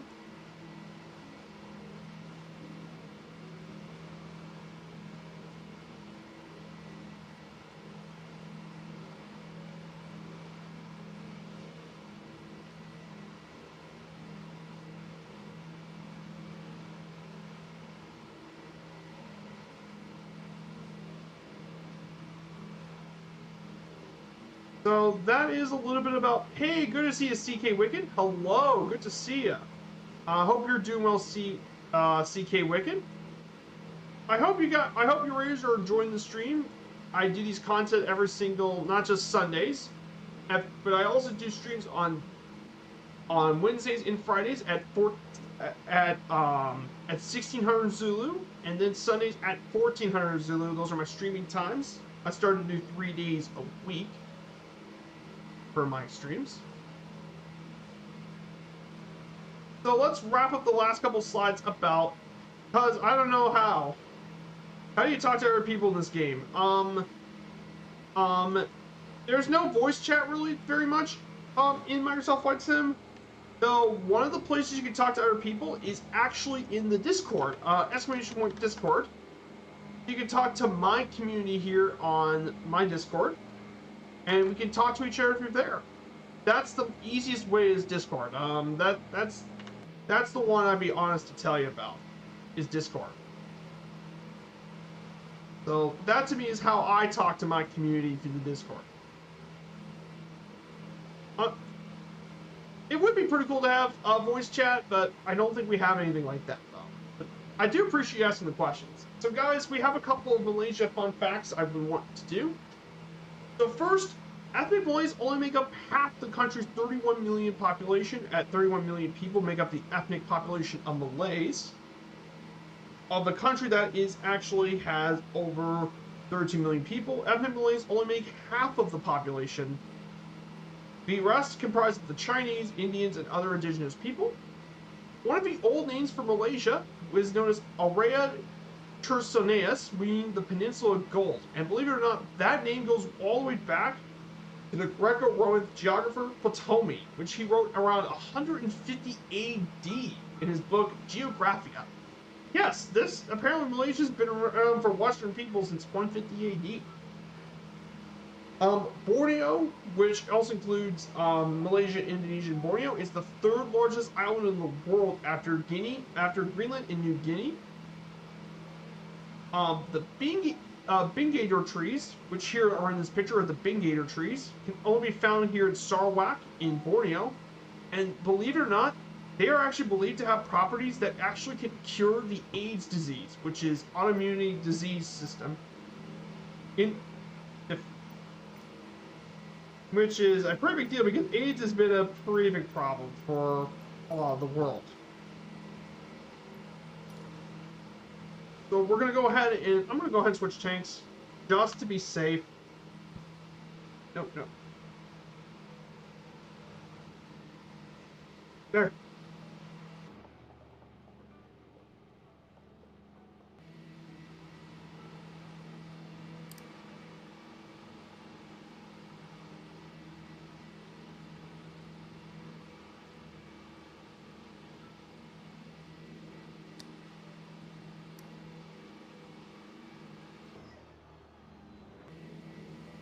Oh no. Yeah, I accidentally switched. Oh, there's no voice chat. No, there's no voice chat, but you do have Discord. And Discord is technically what I call the voice chat is the Discord. I saw Paparazzi in the Discord, so he saw a real life plane. He saw, oh, that's all a real DC, that's a real C-47. Those are very cool planes, by the way. Basically, what Paparazzi posted were the DC-3's military counterpart, the C-47. Very famous for World War II. He played a huge role in that conflict. And a couple more facts. The national dish in Malaysia is nasi lemak. It's fragrant rice cooked in coconut milk and served in banana leaf is nasi lemak. And finally, don't be surprised to find the fourth floor in some buildings here in the country, and that's because in Malay, the sound of four bears a resemblance to the sound of death in Chinese. Basically, for them, in Chinese culture, 4 is considered to Chinese what the number 13 means for a lot of the Western cultures. It is an unlucky number. So I'm going to be telling you that is a very honest thing. So there you go. So that is about Malaysia. Some fun facts about the country. Now we are 47 nautical miles away from Kuala Lumpur. So let's go ahead and talk about Kuala Lumpur, shall we? While we get ready to head there. While we head there. So I hope you guys actually can hear a little bit of music. I think I adjusted some of the settings, and I think I might fix it. So we actually have Kuala Lumpur. So Kuala Lumpur, it is the largest city in all of Malaysia. It's its capital city as well. It's currently one of the larger cities here in Southeast Asia, with a population of 1.92 million in the city, and its urban area is around 7.5 million people. It serves as the financial, cultural, and economic center of Malaysia, home to its parliament, and the official residence of the monarch in Istana Negara. And believe it or not, this is actually a pretty recent city, only developed in 1857, actually. It was originally as a town serving the tin mines of the region, but it grew a lot to become the capital of Malaysia. Since the 1990s, the city's hosted many international events, including the 1998 Commonwealth Games and the 2017 Southeast Asian Games. And it's gone through rapid development in the recent decades, with the building of two very tall buildings. First, the Petronas Towers, and then coming this year is going to be the newest tallest building in Malaysia, the Merdeka 118, 118 stories tall, and it's going to be completed in June of 2023. It's going to be opened, so that's going to be pretty exciting. Pretty exciting to actually hear.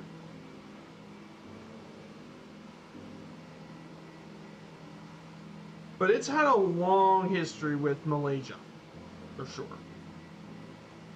And right here we got quite a few buildings. We're gonna probably check out. We're gonna actually fly around Kuala Lumpur before we land it. We're gonna actually go ahead and try to find the. We're gonna actually try and find the Petronas Towers. We're gonna fly around. Let's see if we can find the Petronas Towers, because they are a POI landmark in the sim, made by Sobo. They are 88 stories tall, around 1,483 feet. They're currently the world's tallest twin skyscrapers, and they were once the tallest buildings in the country until 2022, when Merdeka 118 was built. And the Petronas Towers are a major landmark here in Kuala Lumpur, along with the nearby tower, and you can visit a lot of the places here in the city. And there's quite a few interesting things about Kuala Lumpur. There's a retail center at the foot of the towers, is Surrey KLCC, the retail center. There's a sky bridge which allows you to connect the floors. There's quite a few lift systems as well to get up to each parts of the tower. And it's featured quite a bit on pop culture of it.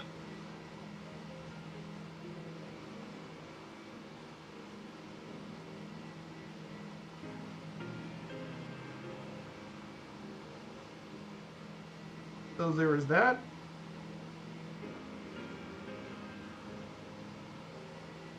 And in addition, there's a couple other landmarks here in Kuala Lumpur worth checking out and visiting. First landmark here, it is the Merdeka 118. It's going to be the tallest building in Southeast Asia. That's going to open in this year in 2023. It consists of 100 stories of rentable space, including 83 stories of office space, 12 stories of hotel rooms, 5 stories of hotel residence, and an even observatory floor. There's also the Kuala Lumpur Bird Park, containing 20.9 acres for birds. It's one of the world's largest covered bird parks and an important research center for life scientists. And the Malaysia National Museum contains some of the most important cultural and heritage items in all of Malaysia, from traditional weapons to wedding apparel and restored outdoor structure.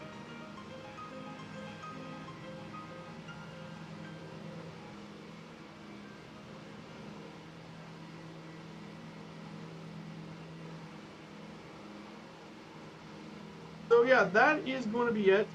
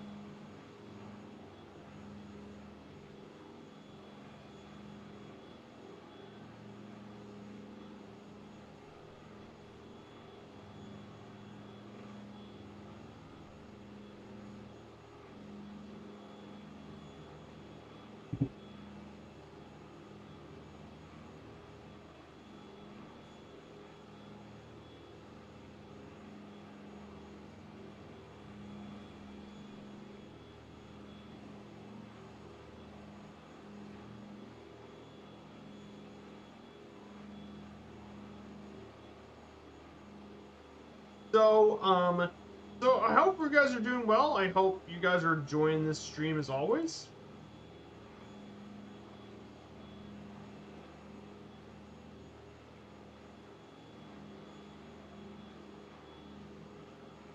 So we're going to be going ahead and take care of business here, as well.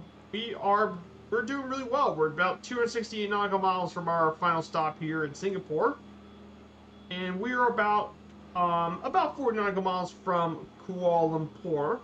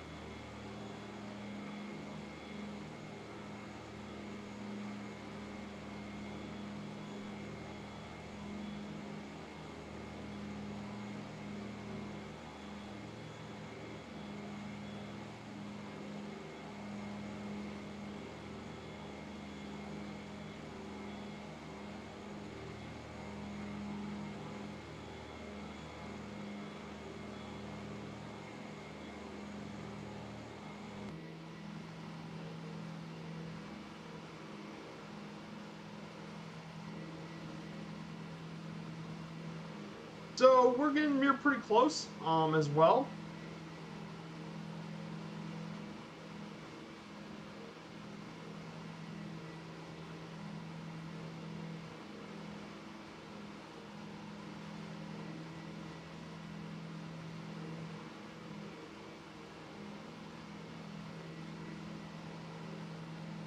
Let's play a short quiz, shall we?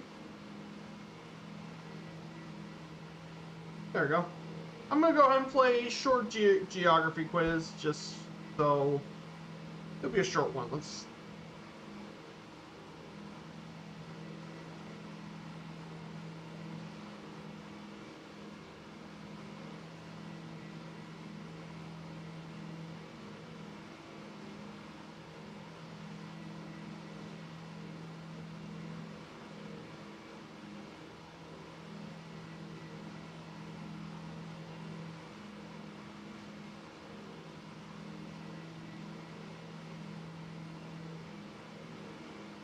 Let's do a 5-minute one.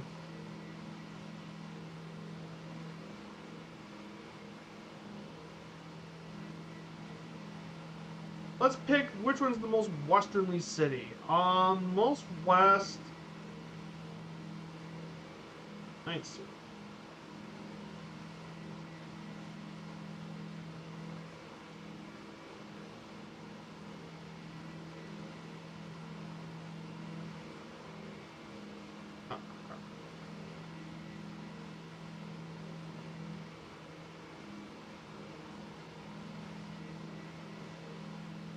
Oh, Anchorage is the what? Really? But I end up, I'll lose the Welsh one. Anchorage.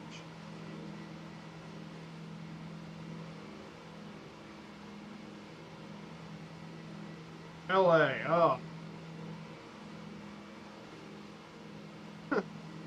Oh boy.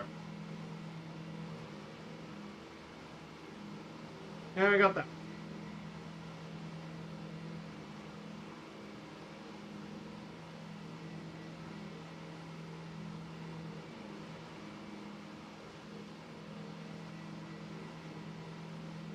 So, we're now going to move on from. So we're going to move on from here and head straight down to.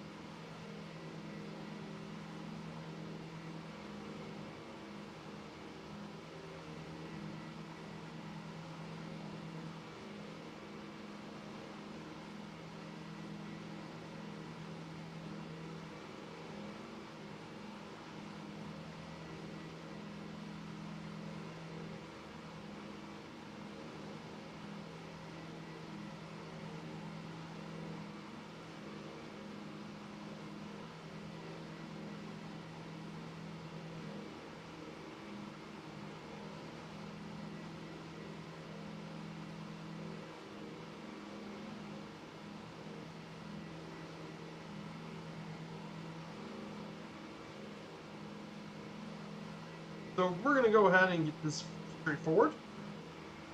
So once we turn left, we're actually not going to head to the airport. Instead, our final stop, or actually for our first stop, we're going to actually stop at no, not here. Yeah, Sultan Abdul Aziz Shah Airport.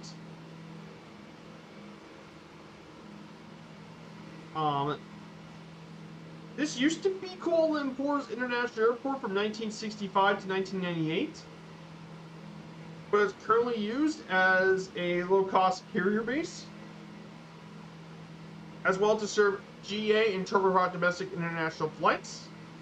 It currently is a base for SKS Airways, Firefly, and Batik Air Malaysia turboprop services.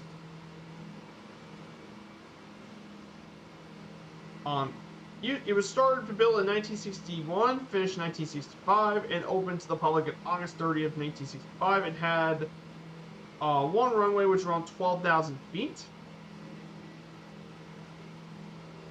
Airways is the main service that uses cargo, but it currently used a lot of flights. However, it was replaced by the newer Kuala Lumpur airports, Whiskey, Mike, Kilo Kilo.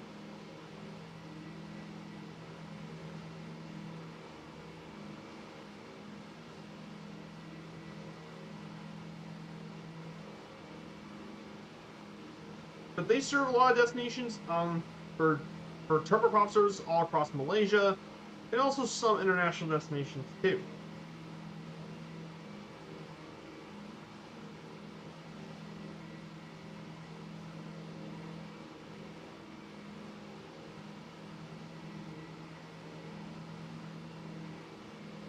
So that is what's going on here today. So that is going to be our first stop for today. We're going to land there.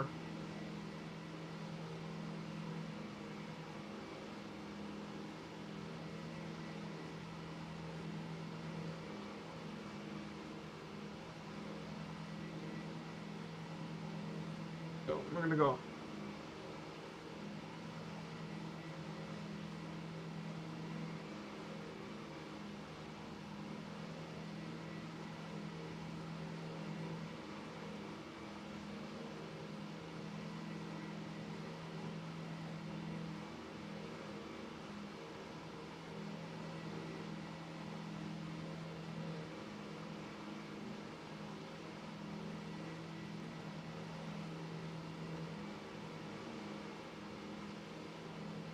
Turn left.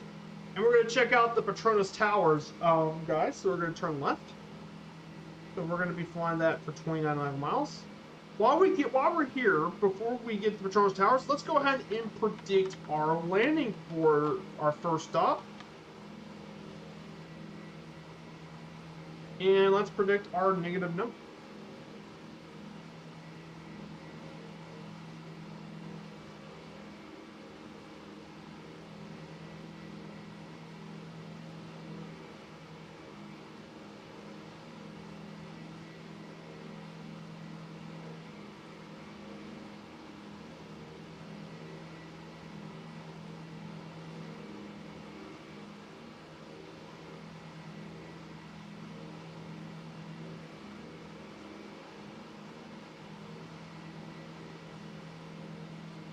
Let's go ahead and get this ready.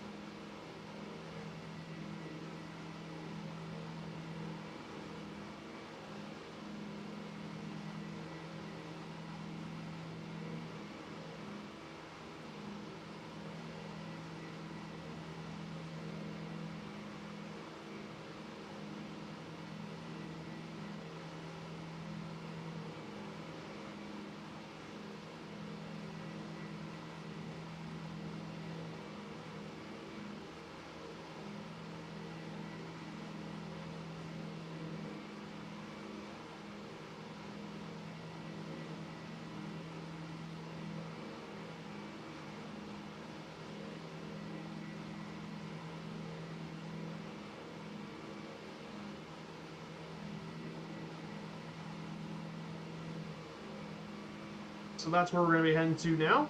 So we're going to go ahead and just fly.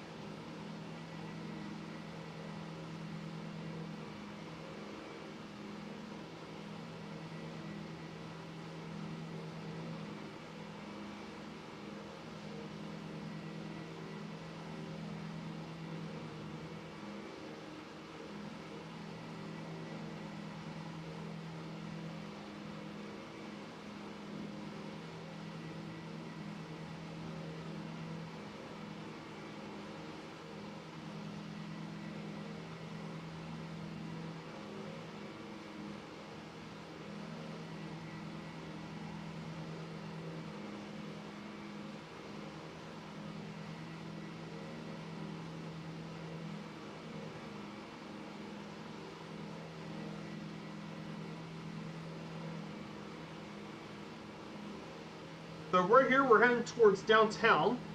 In addition to that, Kuala Lumpur is also home to quite a few other places of culture.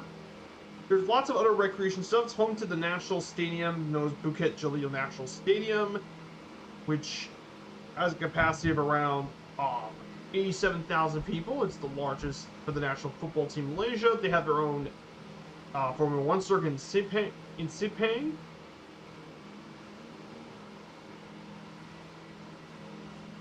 And of course, they also have lots of shopping malls in this area.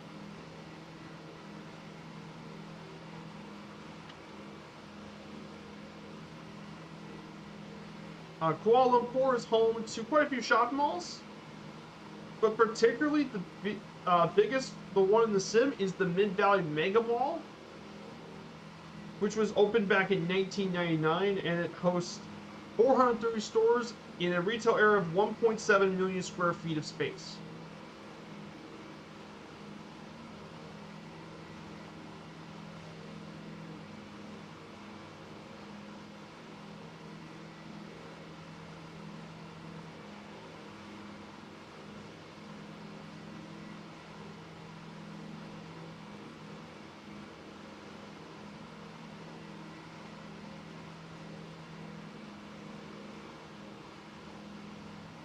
So, but definitely a very nice area to visit for sure.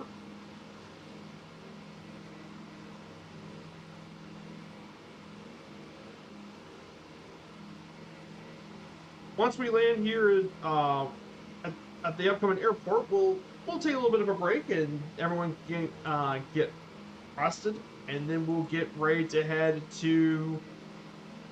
um to Singapore, which would be a much shorter flight, which would be around an hour and a half flight from here to Singapore. And I think, guys, we see dead ahead is the Petronas Towers. It's dead ahead. Literally, it's literally dead ahead of us. There's the Petronas Towers. Glad you guys wanted to check that out.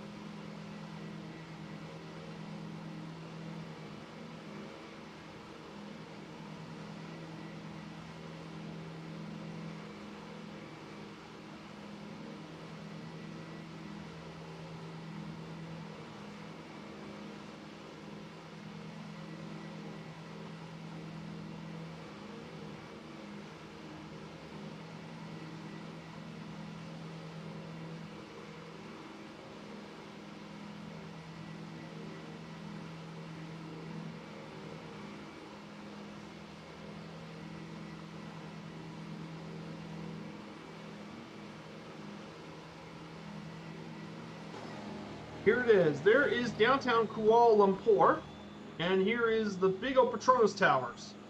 The twin skyscrapers are up here.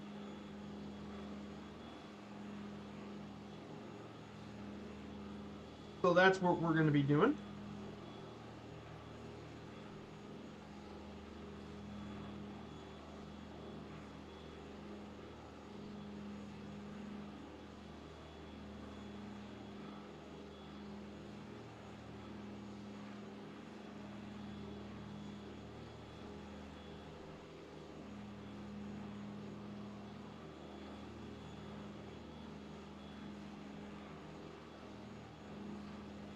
Here it is, downtown Kuala Lumpur.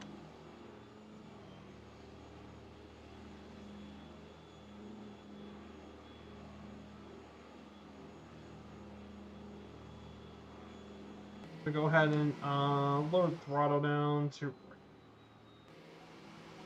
just slow the plane down a little bit. There it is. There's the big old Petronas Towers. Pretty cool, huh? I bet you about 35 viewers. That's amazing. But guys, thank you so much for coming here today. This is just leg one of two. The other one we're going to be visiting Singapore. If you guys haven't followed yet and are enjoying the content of the stream, feel free to smash that follow button and support the channel for upcoming flight sim content. So here it is. This is Kuala Lumpur, and there is the big old Petronas Towers. And then coming soon is going to be the new tallest building in Malaysia, Mercada. Mercada 118.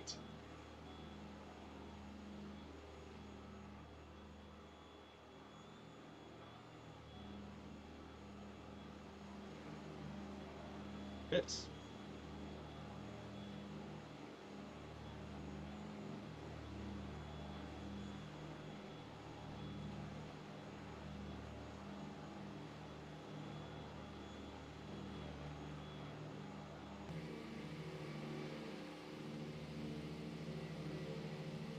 Ego Petronas Tower.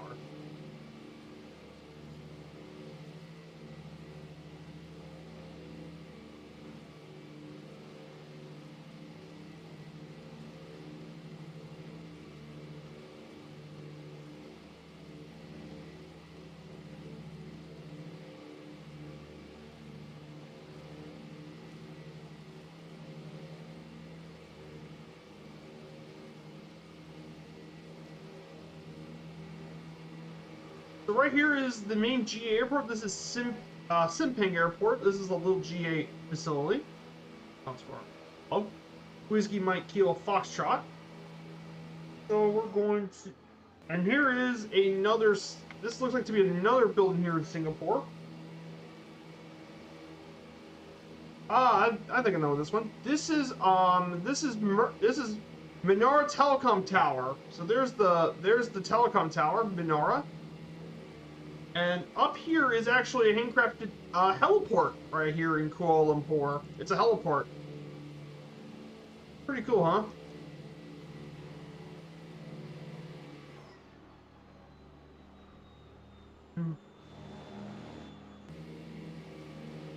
So.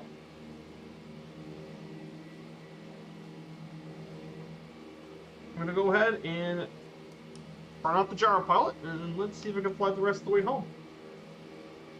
Hopefully not crash this time. Hey, good to see you, Stack 1977. Thank you for the follow, my friend. I hope you're doing well. So we're about to land at Whiskey Mike Sierra Alpha. This is the secondary airport in Kuala Lumpur. Good to see you. I hope you guys are doing very well. So thank you so much for the follow. So we are about to land our beautiful DC-3. We're currently recreating the trip that Breitling did back in 2017, where they took this DC-3, Hotel Bravo, India, Romeo, Juliet, which at the time was 77 years old, around the world, and I'm recreating their journey. So.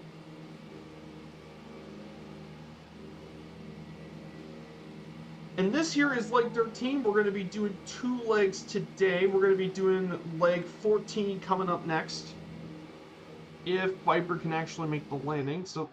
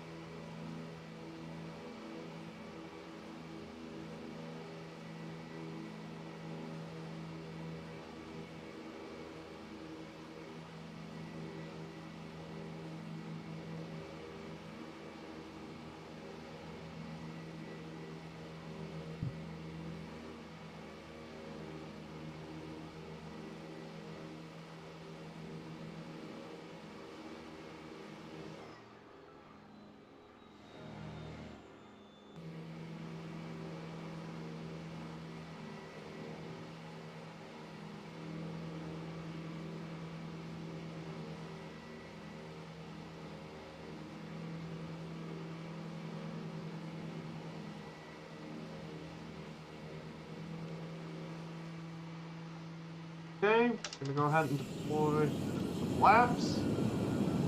Flaps are going up. And we're gonna have the landing. Landing gear's down. Flaps down. Landing gear down. I go ahead and get this thing ready to land.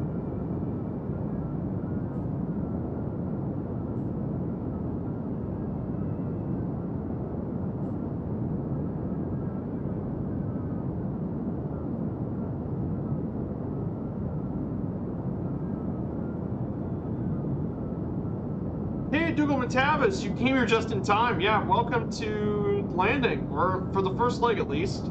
Good to see you, Dougal. How you been? So yeah, this is leg 13. We're gonna land here in Kuala Lumpur. Earlier, I flew by the Petronas Towers, the tallest twin skyscrapers in the world, located here in Malaysia. Once we get done with landing here, I'm gonna get refueled. And we're gonna head out to Singapore. which is a modern city state, actually. The most recent of the modern city states. Pretty fun.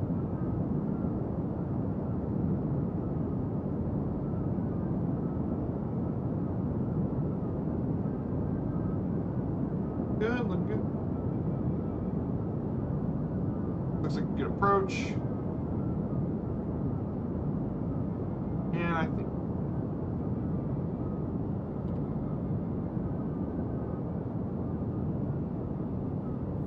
great landing. Negative 107, that's a very good landing.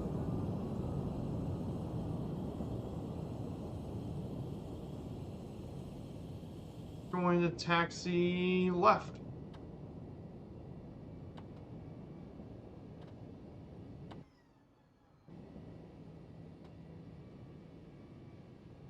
Whew, nicely done. I'm just gonna find somewhere good to park, and I think I know where to park.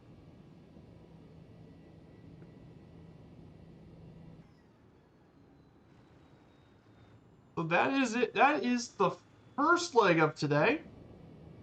Second leg is going to be a little longer.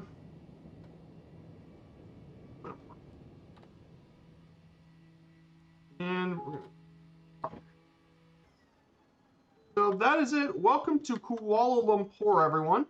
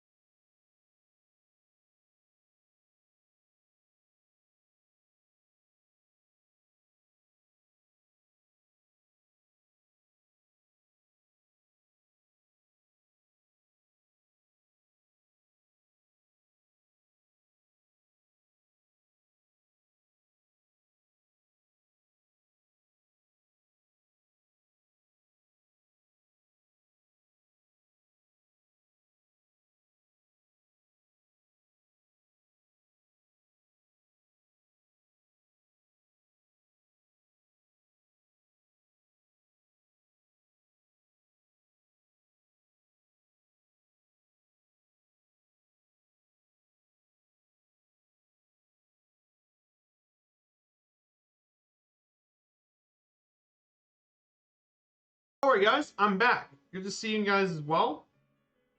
So let's do our next and final leg for today. Leg number 14. So I grabbed this DC-3 book here, the legendary DC-3, and I'm going to read up for leg 14. So leg 14 is going to be a flight from Kuala Lumpur to Singapore. We're going to move the date here to April 3rd, 2017. And I'm going to start a little early in the morning. Important media events. They spent 2 days here in Kuala Lumpur with important media events. Katsu and Gregory were here to complete local flights around the city. On April 3rd, they were tracked the landing gear towards Singapore, landing on time from Kuala Lumpur. And the stay in Singapore was kind of relaxed and very enjoyable. And it was the last stop of the first part of the world tour. So that is what they kind of did. So that is part 1 of our tour. This will be the last part of the first part of the world tour. So let's get back to our DC-3. I left it on because we're going to get back in the air. Before we get started, I'm going to filter 77% tanks for this one. I think we could, I could make it with,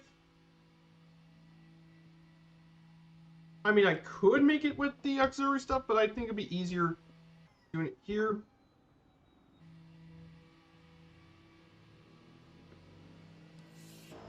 And I'm going to reset the trim down below.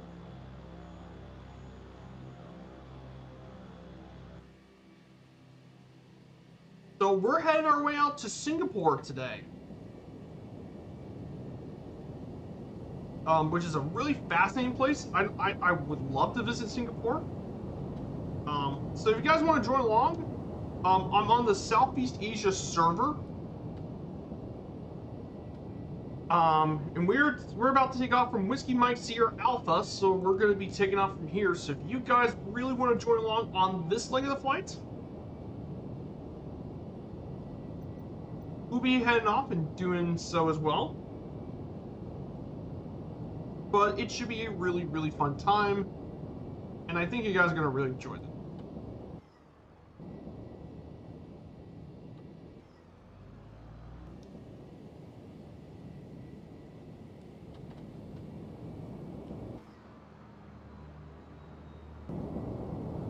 And again, just like last time, we're going to be going around 2,000 feet again.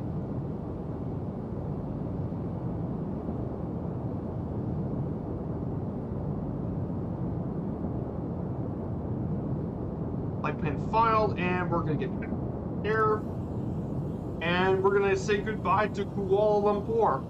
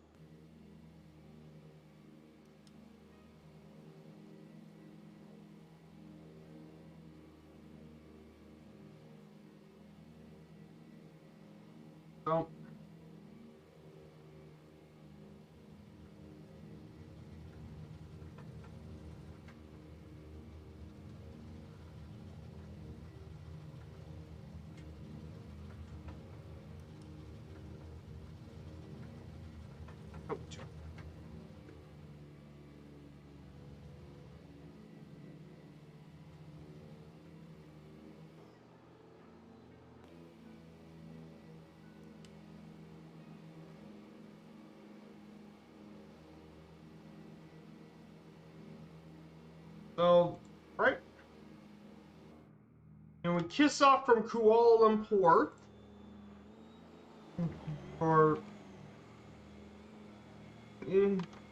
So goodbye, Kuala Lumpur. And we're heading our way over .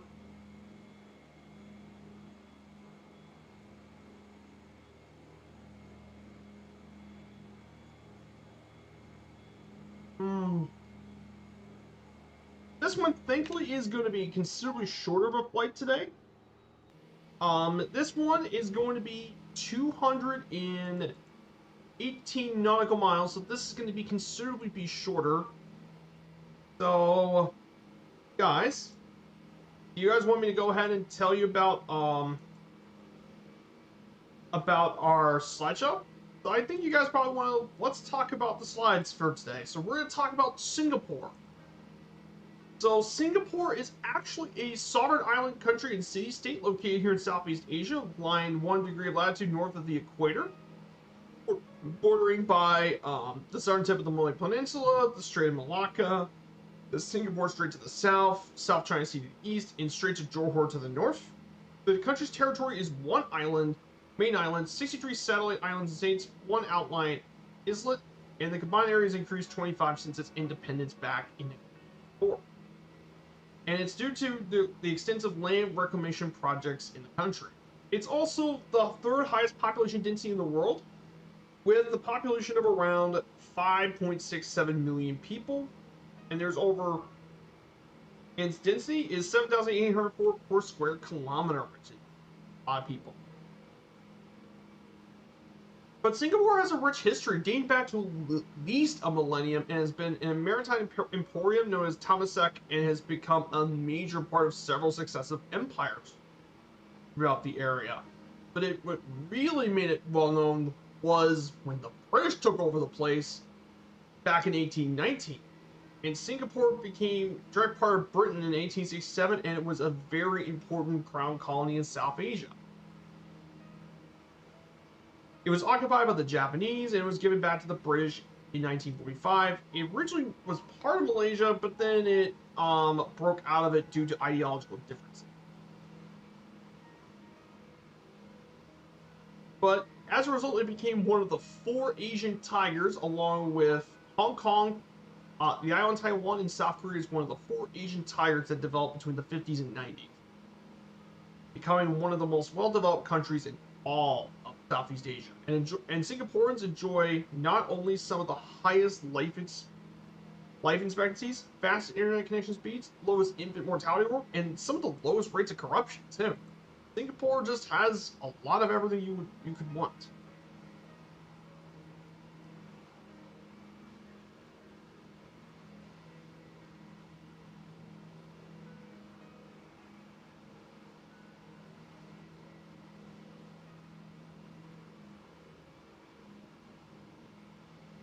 So the history of Singapore, at least goes back to 1299 as some of the earliest ones I could find. According to the Malay annals, the Kingdom of Singapore was founded by Sang Nila Utama, a prince of Srivijaya, and it lasted till 1398. It was held here in the island. Then in 1414, Temasek became part of the Sultanate of Malacca that was established by Param Iswara. And then Malacca fell and it was sacked by Alfonso de Albuquerque of the Portuguese Empire. And then in 1641, Malacca fell from Portugal to the Dutch. And then the British took it over on January 29th, 1819, to establish it as a trading post for the British East India Company, connecting to much of Asia. 1826 becomes the British colony of the Straits Settlement under the rule of the East India Company, along with Malacca and Penang. Then the Straits Settlement becomes a crown colony of the British Empire. February 15th or 25th, 1915, the Singapore Mutiny occurred for 10 days as the British Muslim seaboys rose against the British.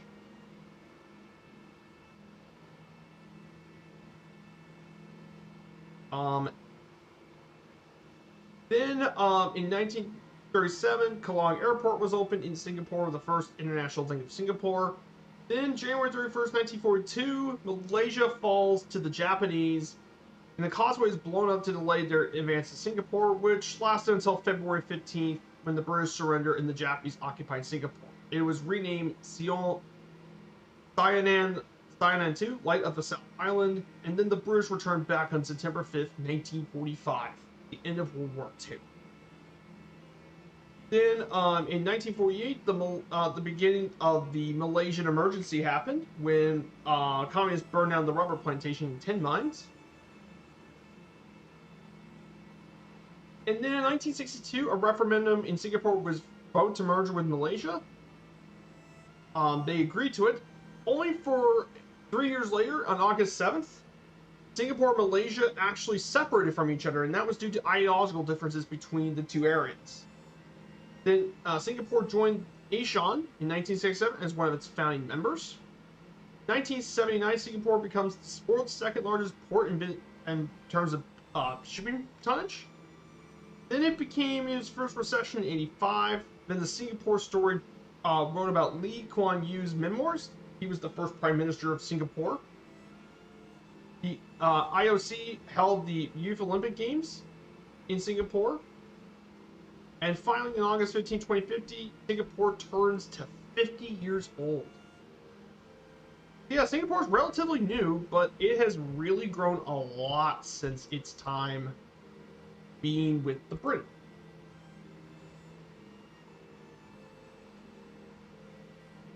So good to see you guys here. Doing well.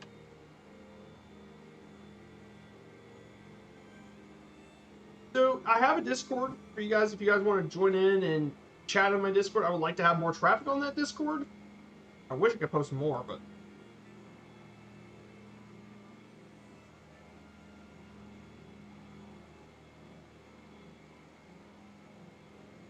hey, good to see you, Cessna C172GH. Good to see you. Hello, my friend. How are you doing? So we're doing a around the world trip in a DC-3. We're recreating what Breitling did back in 2017, taking their DC-3 across the world.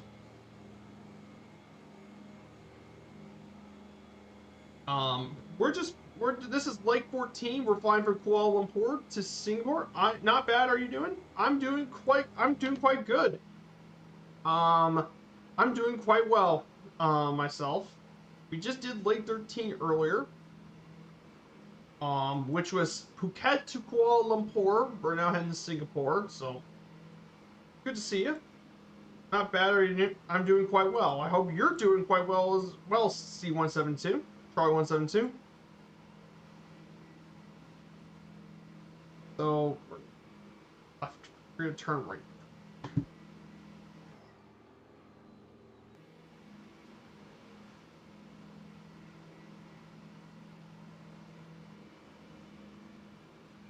Nice looking pictures in the background. Oh, thanks. Thanks a lot. Thanks a lot. I did a lot of work with these pictures in the background. But yeah, this area here is very pretty for sure. And I've done...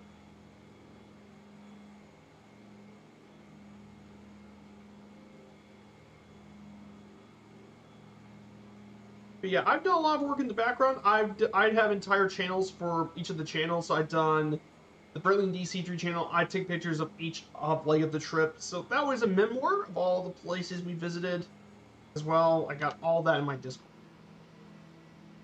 I've done lots of work on that.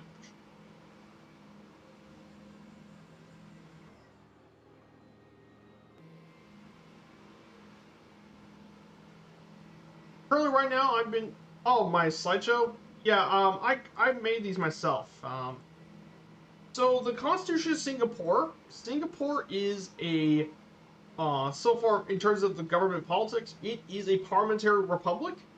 The Constitution is the supreme law of the country, and the president is the head of state, with many executive powers and the advice of the cabinet. There's the prime minister is the head of government and is appointed by the president. So Singapore is divided into three branches: the executive, which is the president as the commander-in-chief, and holds limited powers. The legislature has the president serves the bills passed by Parliament, and the Parliament is unicameral, which is only one house. And finally, the judiciary does all sorts of civil disputes between persons, convicts, and acquits based on prosecutions.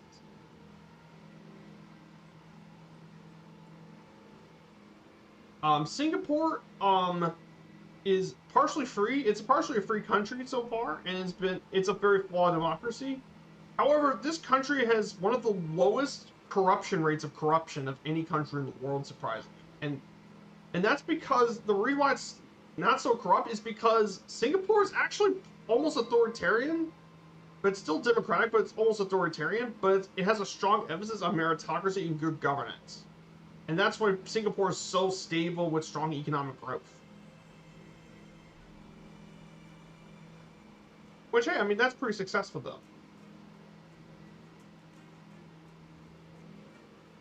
We live about a mile and a half of Air Force Base, and we see lots of planes coming out. Ah, cool. Oh, that's cool. You got to live a mile and a half of Air Force Base. Well, I live near an airport myself. I live near uh, Kilo uh, Kilo Juliet Victor Yankee. But I also live near another international airport. Like 30 minutes from where I live is Muhammad Ali International Sanford Field in Louisville, and I see lots of UPS planes flying all over the place. They fly everywhere. Yeah, I see quite a few people as well. I've also been to Fort Knox as well. I've been to Fort Knox. Um, got to see that as well. I've been through a few military bases as well, so I've been around this sort of stuff too.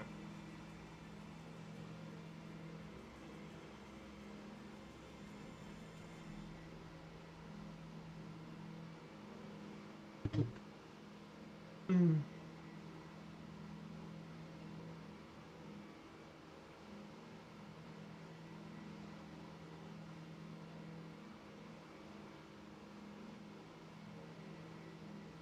So we'll be turning left here quite soon. How long have I been simming? Ah, good question. I'm actually relatively recent simmer. When Microsoft Flight Sim came out, I've been since MSFS came out back in August 2020.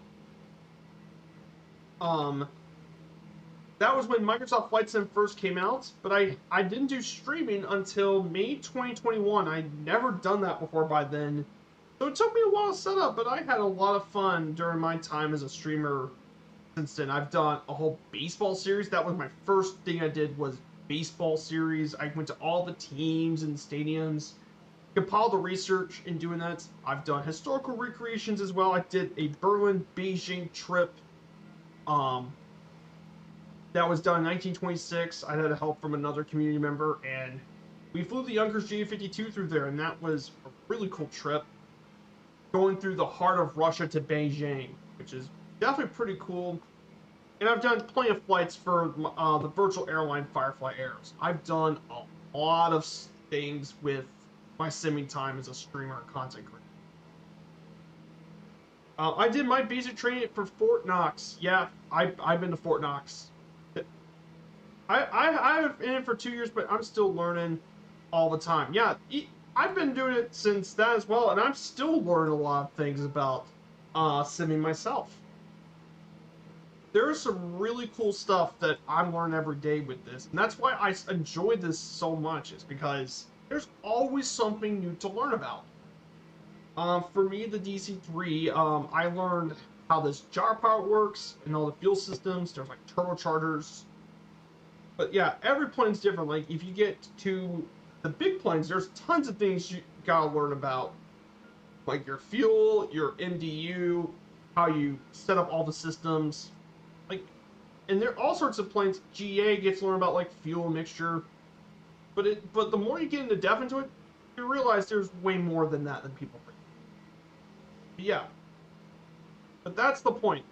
We all learn new, not just the new guys, but also just more experienced people. We all have something new to learn. I think that's the important part.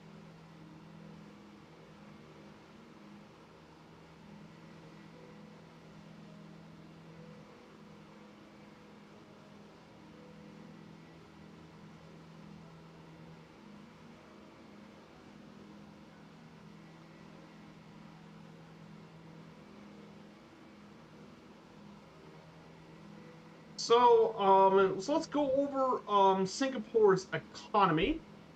So let's talk about more about Singapore. So we're gonna get straight to economy. And Singapore's economy is a very highly developed free market economy and has been one of the most open economies in the world, and a very pro-business one at that too. Due to its low tax rates, it has the second highest per capita GDP in the world, with a GDP per capita of $79,000. which is insane. And obviously, Singapore has many privately held companies, public companies, and more. And and because of its great location, it is a regional, continental, and global hub for management operations of various types of things, from infrastructure, road transport, and more. And it's often described as a miracle due to how rapidly this thing just transforms, which is pretty crazy to think about how much Singapore has really changed. And obviously, it is a tax haven because A, it's a low tax rate, and businesses love lower tax rates. If you know anything about economics number 101. And of course, in terms of percentage per population, Singapore has the world's highest percentage of millionaires. One of every 6 households has at least $1 million of disposable wealth. Some of its exports include electronics, chemicals, and services, and is the regional hub for wealth management. So there is that as well. Tourism is a big deal here in Singapore. There's a lot of things going on. And here's the funny thing.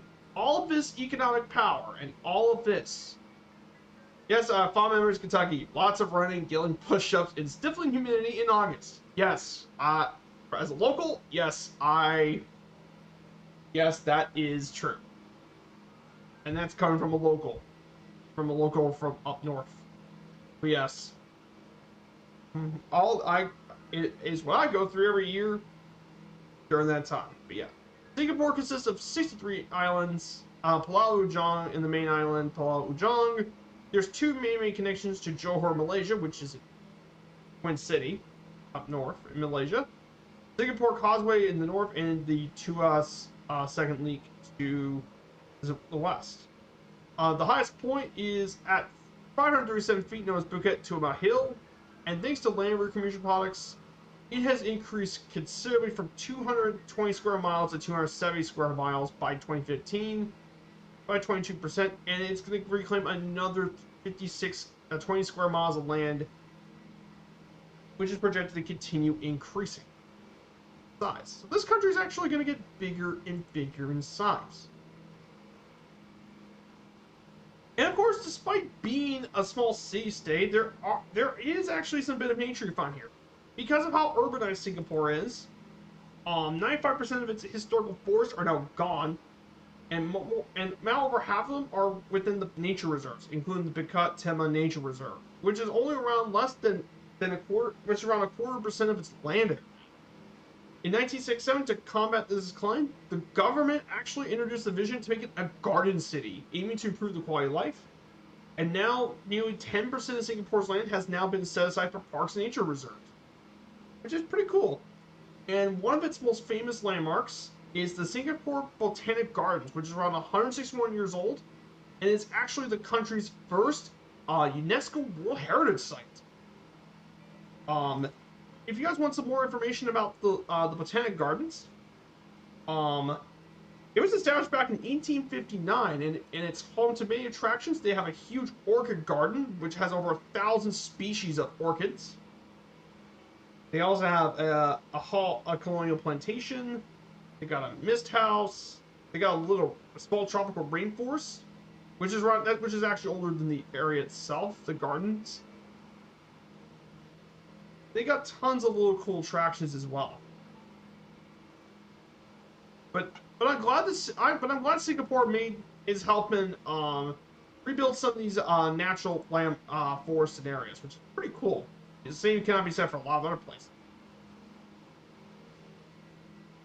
But there is one unique issue Singapore has, and that's water supply issues. And scarcity has been a huge security issues, and that's because a lot of people like access to the water is universal high quality.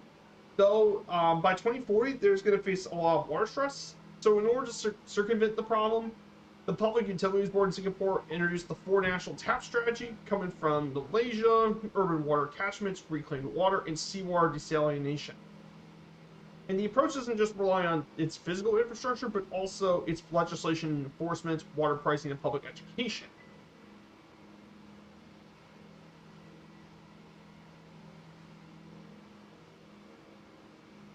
So Singapore's trying to actually recycle its water.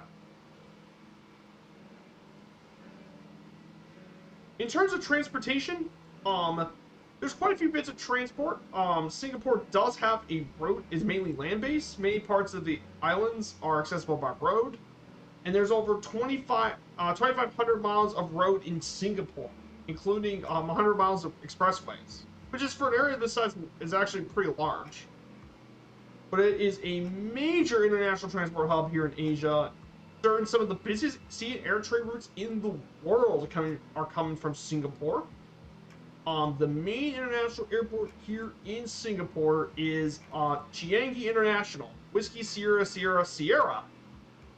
One of the world's busiest airports by international passengers. It's also one of the world's best airports. It was rated by Skytrax as the world's best airport 12 times. It's also a clean airport, and it operates a lot of flights from Asia, Oceania, Africa, Europe, Middle East, and yes, even North America. I kid you not. And during the time, it was an aviation center, and it was a stopover for the kangaroo route between Sydney and London. However, that might actually change later on, as with the high mileage planes. We're actually going to see non-stop flights now between London and Sydney. That's actually going to come in the future. So, and of course, the national air carrier of Singapore is Singapore Airlines. A 5-star airline is considered to be one of the world's best airlines for years. That was operated since 1972, and they fly all over the place, including the world's longest leg flight from Changi to New York. And it's now the longest scheduled flight in the world, around 10,000 miles. Absolutely eye-watering, at least. And they fly all sorts of planes. They have quite a long fleet history. I mean, they currently now fly 50 Airbus A350s, including the only operator of the A350-900 ULR, a launch customer of the Airbus A380, 737-800s, the Max series 777s. They're gonna get the 777-9, which is the newest 777 model. They're gonna get Dreamliners. And historically, they've actually had quite a few planes in their historical fleet. They actually had one Concorde, believe it or not. Yeah, Singapore was one of the rare other airlines to actually have the Concorde. Which is pretty cool to think about it. Singapore Airlines used to have a Concorde. I mean, talk about that for sure. Yes, it's actually was one of the other operators there. Oh, I know. So yeah, pretty cool. In terms of industry sectors here, tourism is a major deal here, attracting 18.5 million tourists in 2018, which is more than its population, and there's tons of really cool landmarks. The Merlion, which is the symbol of the city, the Esplanade, Mariana Bay Sands, Gardens by the Bay, Changi Airport, the National Gallery, Singapore Flyer, and much, much more. But there's tons of really cool and awesome places to visit here in Singapore. Which means this small city, the city-state, packs a huge punch in tourism. Big deal. And we get to its culture, and like I said, despite this being a small city-state, it is rich in culture. Culturally, it's a very rich place. There's tons of diversity of languages, religions, and cultures, making Singapore a truly unique piece of Southeast Asia, for sure. There's Asian, there's Malay, South Asian, East Asian, Eurasian influence, and as a result, Singapore is dubbed as the country where East meets West in the gateway of Asia. And to import that racial harmony and to make it, on July 21st, annually on July 21st, Racial Harmony Day is celebrated to a lot of the youth and all. So it's a big deal here in Singapore.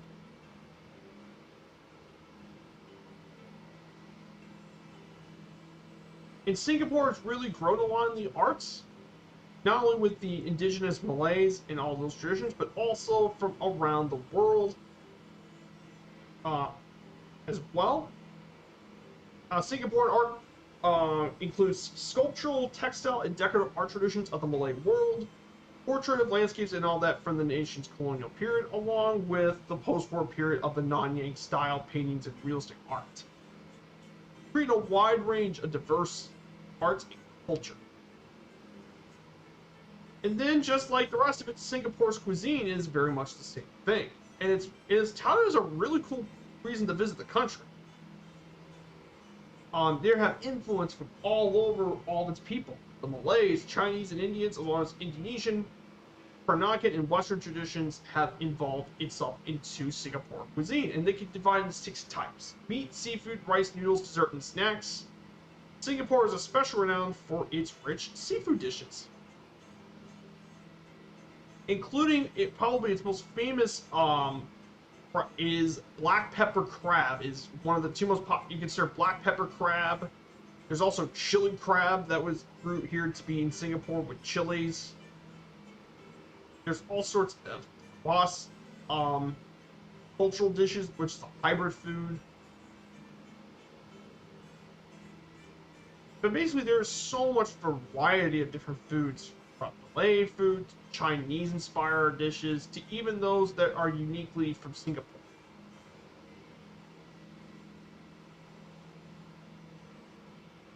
But yeah, it's very, very cool, and it's got pretty cool desserts, too.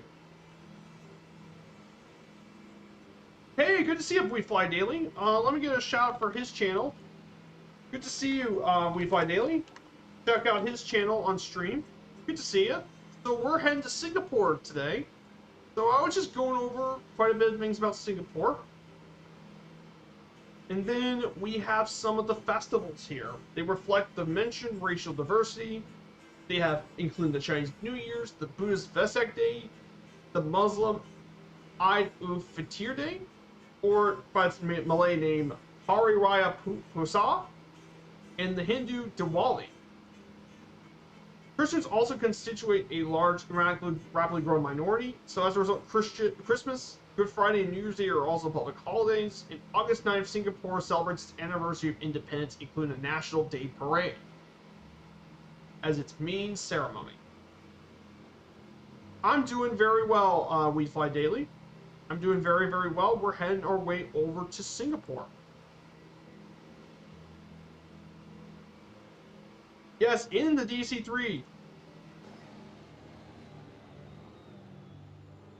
Heading over to Singapore today, so it's going to be a pretty fun flight. It's going to be a short one. Yeah, I do love the DC-3. It is. There's a reason why I've been wanting to do this journey since it came out, because I love the DC-3 and I've been wanting to do a journey on this. Awesome. It's a classic for sure. And I've always enjoyed flying this thing. It's so much fun.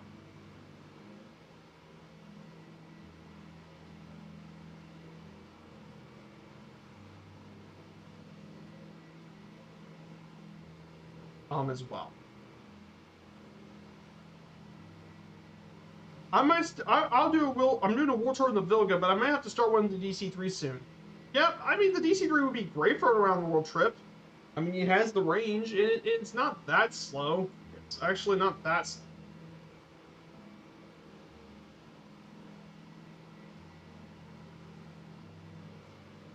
I guess for me, I guess my plan is, after I do the DC-3 World Tour, if the Boeing 757 comes out, and if it's any good, I might do a 757 around the world trip, which would be the big one I get to do. And I'm thinking about doing a Boeing 757 World Capitals Tour in the 757, so it would be, for example, I'll start in Washington, D.C., we're going to be flying to all sorts of places. So, for example, if I want to do that, I would do a World Capitals Tour in the 757, mainly in the 757. Though some areas are going to require smaller planes, but I'll be doing that. Be my next plan. So, mainly in the 757. For example, we do DC to Nassau, in there, then to Anna, for example, then to Grand Cayman, to whatever sovereign country has it, then to Jamaica, then to Haiti, then to Turks and Caicos, Dominican Republic, Puerto Rico, but all sorts of that. That would be my next big event. That's what I want to do. Because the 757 is one of my favorite airliners ever made. I just love that plane so much. It's the flying pencil. No, the Vilga's great for the small world tour. Like if you're doing a bush world tour, like the Vilga's great for it.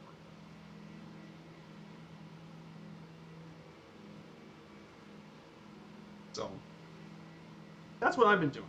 But yeah, it's great to see you here. We fly daily. So I'm gonna go continue over the slideshow for a bit. Singapore's music is also in the same realm. It's diverse. It ranges from pop to rock to folk and classical music and much more. And its various communities throughout Singapore are very rich in its own musical traditions. The Chinese formed the largest ethnic group with their own music, with Malays, Indians have their own different bands, and as a result create a very diverse music scene. And the different people with the traditional forms of music is also brought over to the country to create a lot of musical diversity. And it has an urban musical scene and is a center for pop rock and more in the region. Originates here in Singapore. So there's that, and we finally have sports. So sport's been developed here since the 19th century, including the Singapore Recreation Club, for one of the oldest social clubs, and more. Indoor water sports are the most popular ones here in Singapore. The 2016 Olympics, Joseph Schooling won Singapore's first ever Olympic gold medal when he claimed the 100-meter butterfly in a new Olympic record time of 50.39 seconds. Also, their sailors have had a lot of success in the international stage, with the Optimist team being considered to be one of the world's best sailors. And of course, they dominate a lot of the swim meets in Southeast Asia Games, winning the polo, including its men's bar polo team, winning the 27th gold medal in the Southeast Asian Games in 2017. And it hosted the inaugural 2010 Summer Youth Olympics, which 3,600 athletes from 204 nations compared to be in 26 sports. They're also pretty big in table tennis and badminton too. And of course, Singapore is going to has also hosted its Formula One championship, the Singapore Grand Prix, which is held here at the Mariana Bay Street Circuit in 2008. It was the first F1 night race when it first appeared, and the first street race here in Asia, and is considered to be one of the signature events of the Formula One calendar. Is when people visit here for the Grand Prix. And currently, right now, the Grand Prix most recent is going to be coming up in 2023. Is the next event, which is definitely pretty cool to think about. Singapore. So yeah, that's going to be a little bit about Singapore, guys. The rest of it is the fun facts, and sites, landmarks, and then the airport, which I can discuss a little later. But yeah, guys, that's gonna be most of the slides for today. So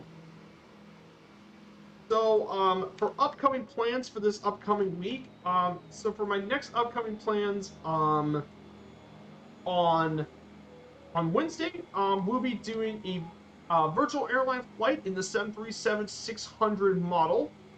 We're going to be taking the PMDG 737-600 from Lake Tahoe, and we'll go from Tahoe all the way to either to Telluride, which would definitely be really cool, or another round trip, but from Tahoe to Los Angeles,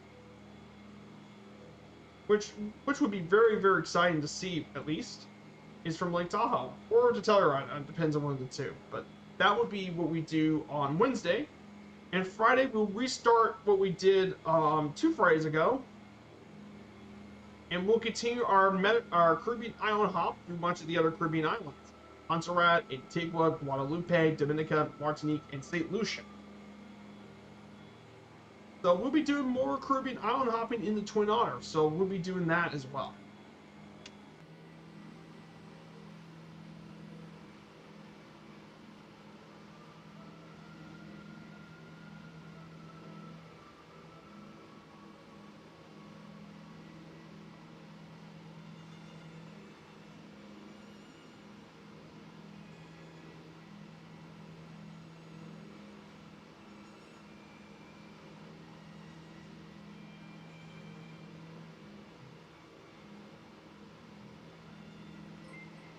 Hey, good to see you, Coppa Stick. Thank you for the follow.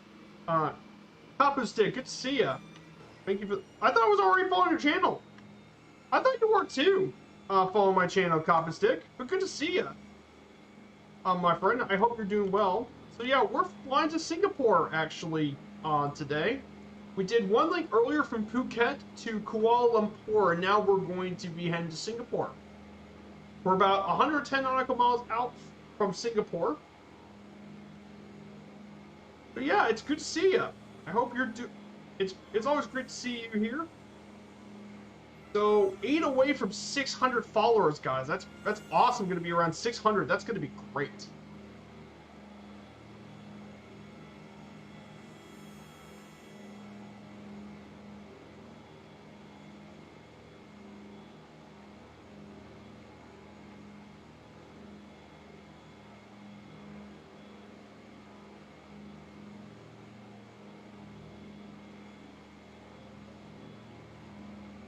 So that's what we're going to be doing.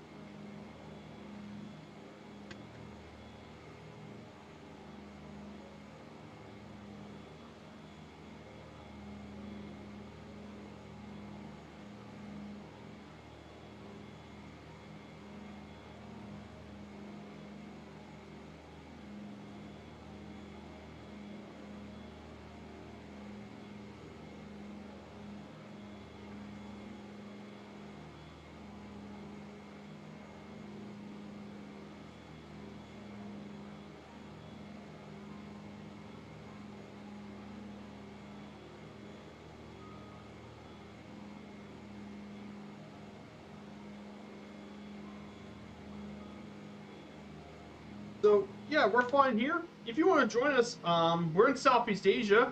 The closest airport is Whiskey Mike Alpha Whiskey.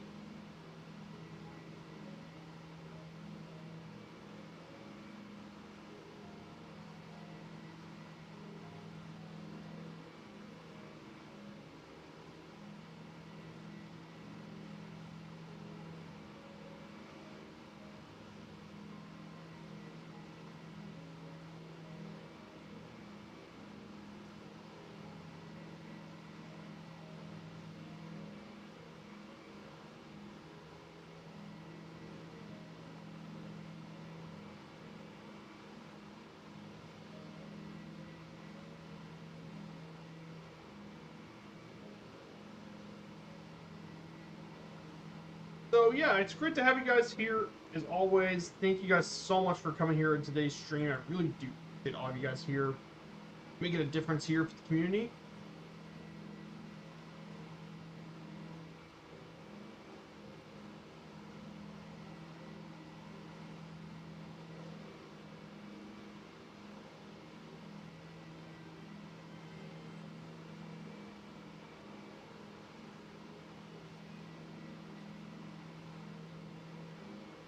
So, basically, I have quite a lot of ideas actually for future stream content. I've actually worked on a couple of journeys.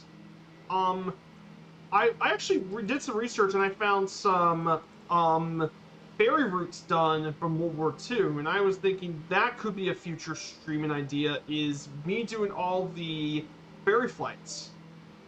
So doing all those in a World War II plane. Maybe I don't think I'd do the DC-3 because that's a bit new of a plane.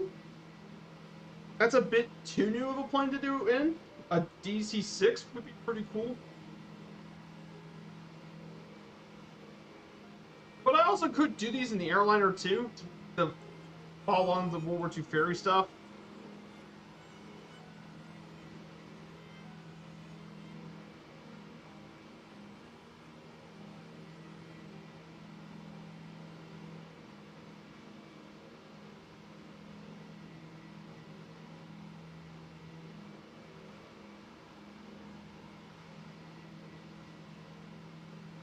Yeah, I had a couple of really cool ideas.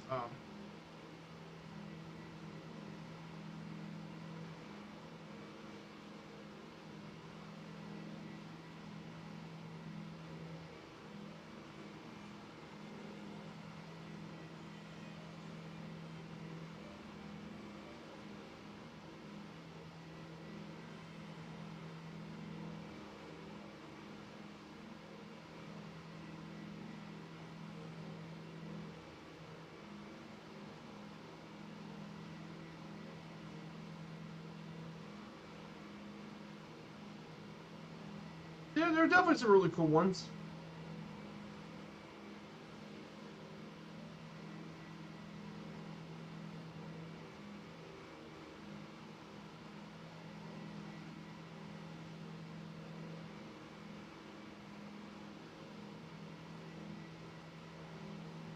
So we'll come up soon, and we're gonna turn.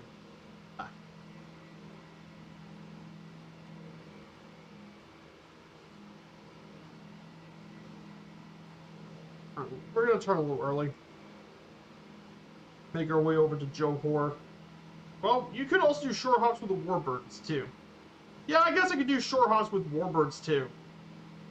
Yeah, maybe that would be fun. The Viper Capitals World Tour of the World War II Capitals World Tour. That.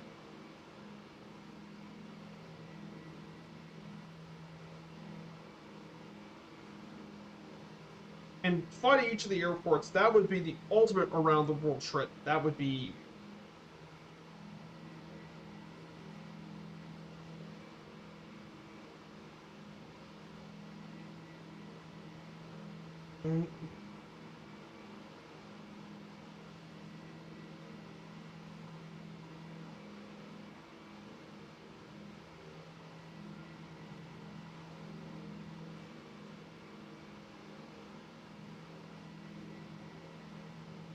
Yeah, do warbirds for the shorter ones for the ferry flights. Yeah, the warbirds would be pretty good.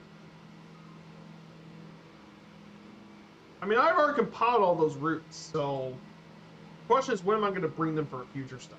Just trying to think of future content. Do you have any warbirds? I have the Spitfire as my warbird. I don't have the Hellcat or the P-30 Lightning yet. I just haven't gotten to buy many of them because, like I said, I'm trying to save whatever money I have into doing so. But I mean, I'm happy with. I love the Spitfire, but I guess I could use a plane for a longer one. I might wait to maybe the B-17, the Lancaster or the Fortress to come out. That would be pretty cool to wait for. I just haven't got many warbirds yet, fortunately.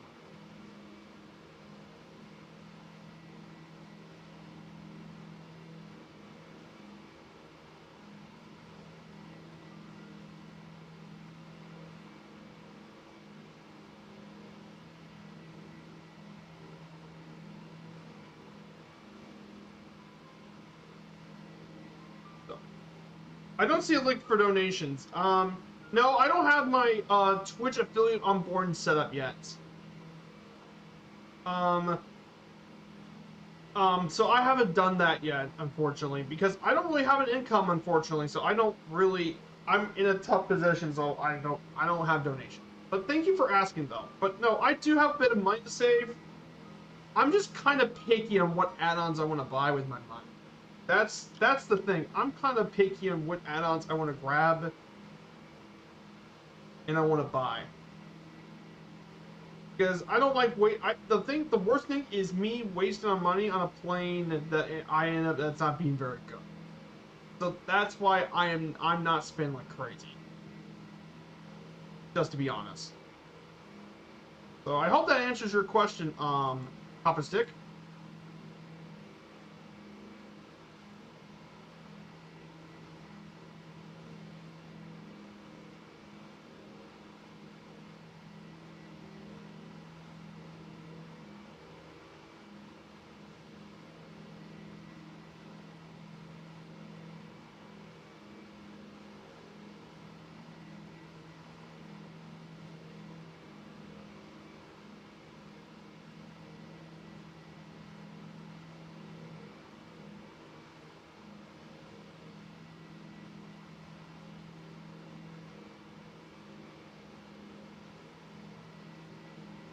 I do the same. Yeah, I'm just picky, and that's probably why I don't spend much money for that reason.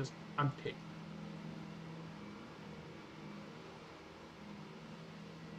But hey, at least the good news about me being a little picky is about it maybe is I don't waste my money and try to wait for a good opportunity. I'm still waiting for a lot of other really good planes to come out.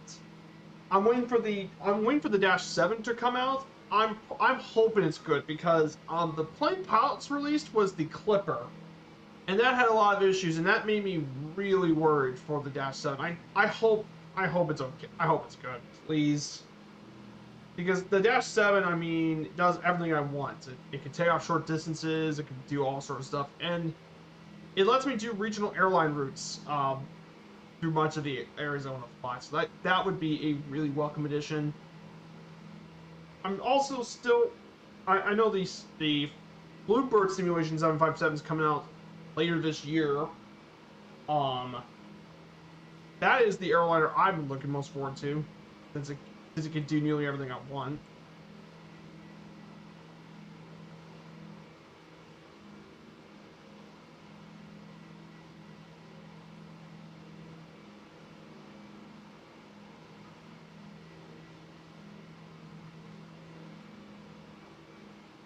Yeah, like there's that. The Lancaster. I know someone's making the Lancaster.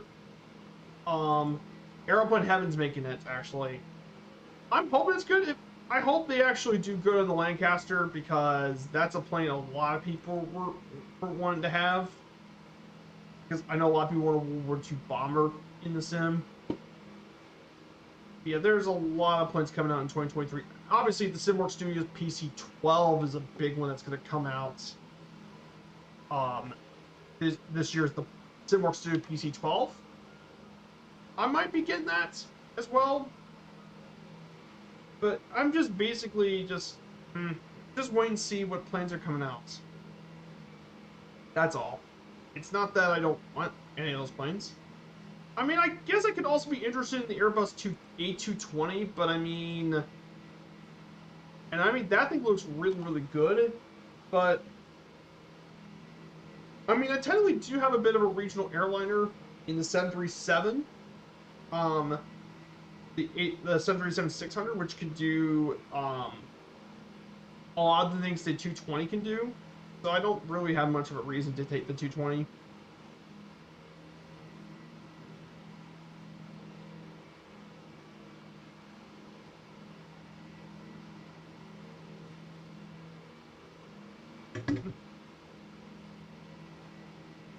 Of course, I might definitely get the A380 though. A380 would definitely be good as well from Fly-by-Wire, and it's going to come for free. A high fidelity A380 for free. I mean, that's going to be very popular. And of course, yes, the PMDG 747, 777. Those are also the planes I want. 777 especially. I mean, once I get the 777, I'm gonna probably do some sort of long haul stream or something like that. Like, and of course, you can't forget the Queen of the Skies, and yes, the MD-11. I'm very familiar with the MD-11. Their copper stick. I'm familiar with that because UPS operates MD-11s out of Louisville, and they fly all over the place. Like UPS has 40 of these planes. Oh, who's flying with? Oh, there's Biggles. Biggles is in the DC-3. Hello, Biggles. Welcome on in, Biggles. Good to see you in the DC-3. And I think you also have my livery too. But no,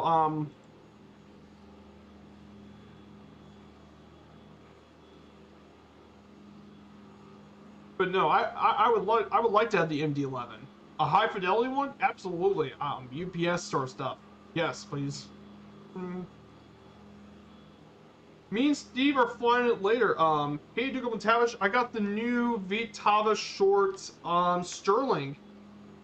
The texture's low enough, but the flight model and sounds are excellent. Good.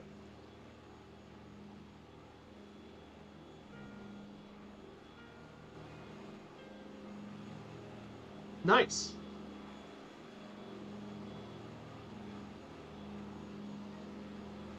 Oh, you and Steve are flying it later today. Nice. Oh yeah, the Shadows Play team's doing this as well. The good old Shadows.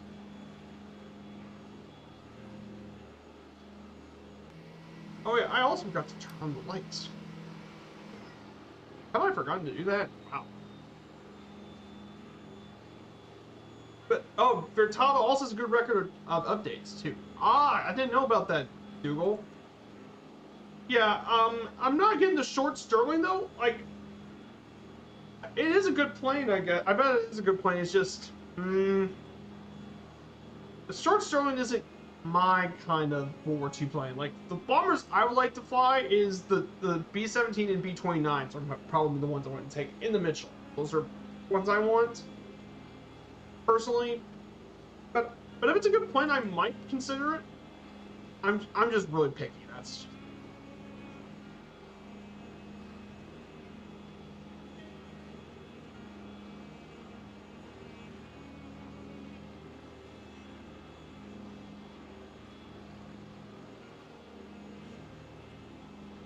it's just it didn't get the textures down. I mean, I think the short Sterling would be great. Would be even better. Hey, good to see Vel on 42. MD's 11 are cool as F. Kind of pain to deal with cargo unless they have the nose tether, but very retro. Yeah, the MD-11 is that kind of plane. I mean, it's had quite a few safety issues as well. But yeah, the MD-11 is definitely a cool plane for sure. Though it's the last of the planes made by McDonnell Douglas. But the MD-11 is definitely a very cool design planes as well. It's definitely a pretty cool plane though as well. Like, it can carry lots of cargo and it has some really good range too.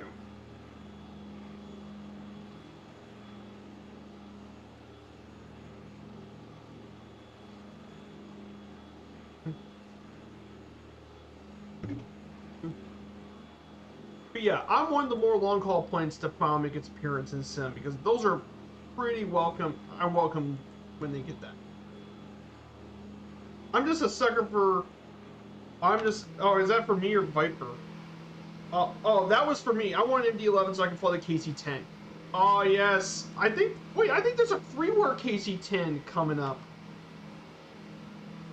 Yeah, it's the Aerodynamics DC-10. That's also coming out. Yes, yeah, that's gonna be freeware, by the way. But Dougal says that he's a sucker for forged and heavy bombers. Yes, I'm a sucker for those guys too. I want my B-17 Flying Fortress. And I want the B-29 Super Fortress as well. The big old B-29s that carried the bombs in the hole. I mean, both of those planes are absolute classics of planes. I want to have them.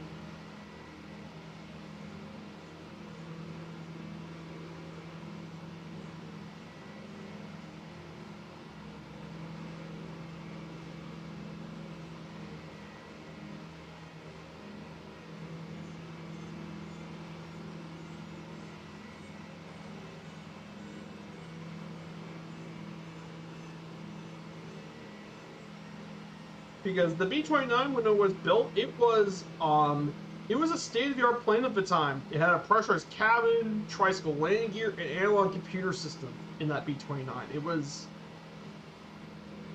In fact, it cost more to design the B-29 Super Fortress than it was the entire Manhattan Project. Like, it's actually a pretty crazy thing for them to do. But yeah, absolute beast of a B-29. And yes, MD-11s are absolute workhorse for the. They absolutely are workhorses for FedEx, and yes, absolutely, they're absolutely. But yeah, but going back, yes, there's going to be a KC-10 for freeware. I hope it ends up being. I know they're still developing it, but I'm really hoping it turns out to be amazing, really good. For freeware would be awesome. Yeah. Speaking of which, let's go over the slideshow. Let's go over a couple fun facts about Singapore. We're getting very close to Singapore itself.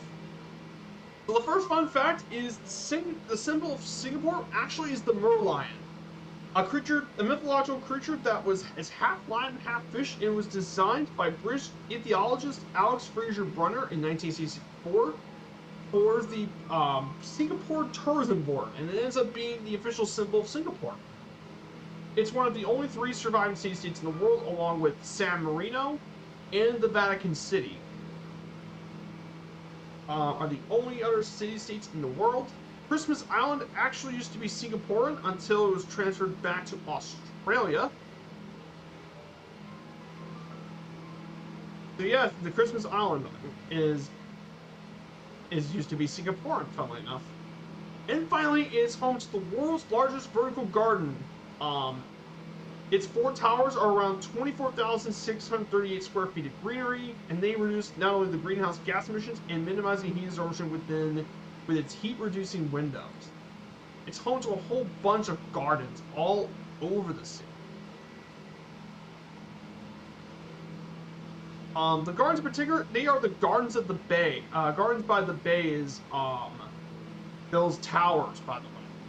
And they were built back in 2012. They got a flower dome, a cloud forest, home to all sorts of different plants, and of course the super tree structures as well. Home to all sorts of exotic and unique ferns, vines, orchids, and more. But yeah, Singapore has really developed a lot of its natural scenery, and despite a small size, which is pretty amazing to think about, Singapore has really developed so much from it. It's crazy to think about. Like,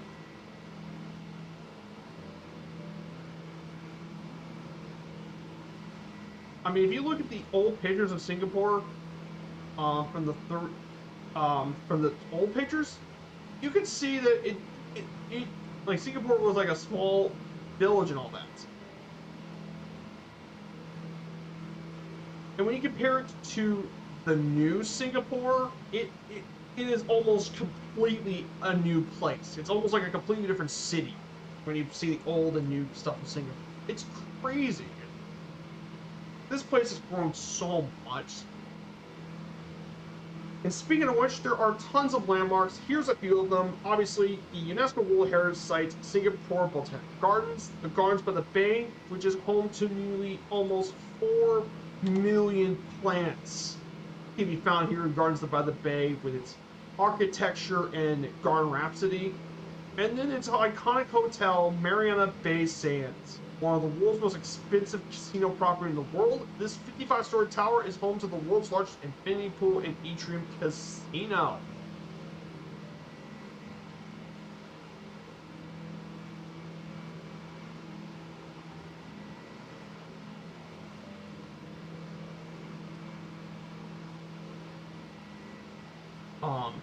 And we'll be flying over, I believe, Mariana Bay Sands around this area, which was opened back in 2010, actually. This hotel was opened back in 2010. Its casino property is at $8 billion.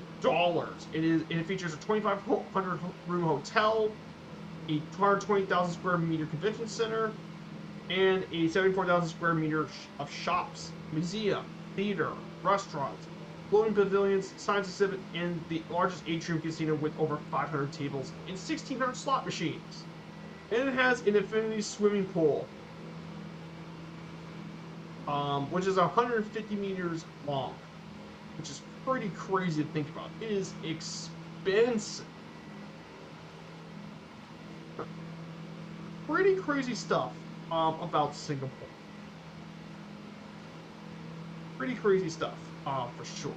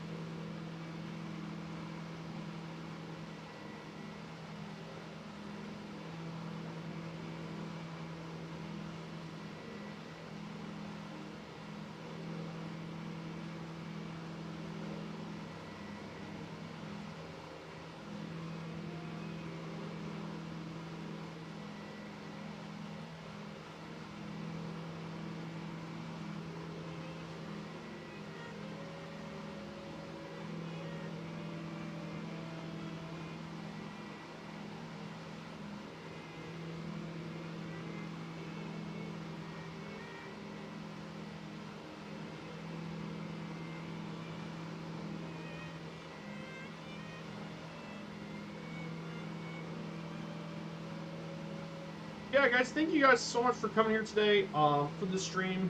Well, we're going to get laying down here somewhat shortly.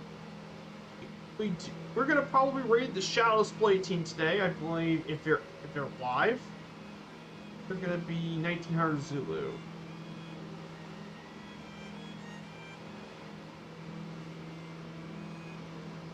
Let's.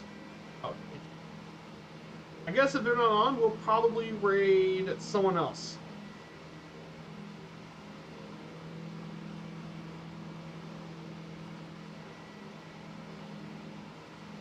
But it's pretty. We're always a few minutes late to start. Yeah, you start at 3 o'clock. I forgot. U.S. Daylight Saving Times. I'm still getting used to those. Google. Yeah, 1900 Zulu. Yeah, we're gonna end this pretty quickly. So we only have 36 nautical miles left. So we're gonna head towards Johor. We're gonna make a brief hello to that city.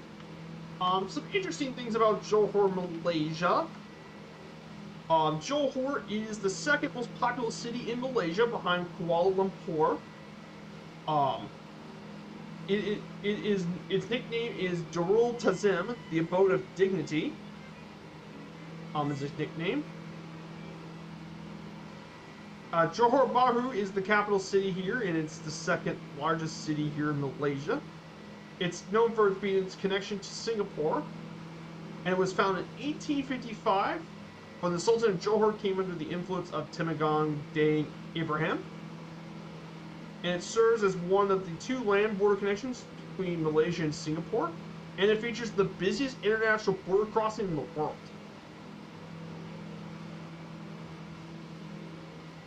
And today, it serves as one of the most developed cities in all of Malaysia and is the financial center of southern Malaysia.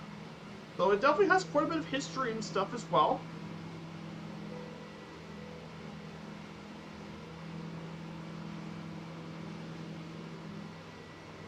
So definitely some pretty interesting. Yeah, our vlogs go forward next week. Cool. Oh, nice. So we'll be meeting back in time. So here it is. There's the city of Johor. And obviously around this bridge is the Johor Causeway, and that's where a lot of the border traffic's going to be between Singapore and Malaysia. So guys, since we're getting very close to our final destination here in Singapore, we're going to go ahead and get our land predictions for the stream. So yeah, Dougal, I think I fixed the music issue for my streams. So I think I fixed it. I changed the desktop audio in the VOD. I hope this actually works, and the VOD then cuts out the recording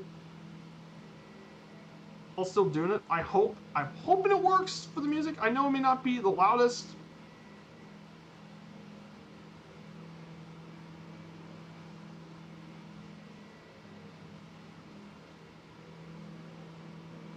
Here's Johor.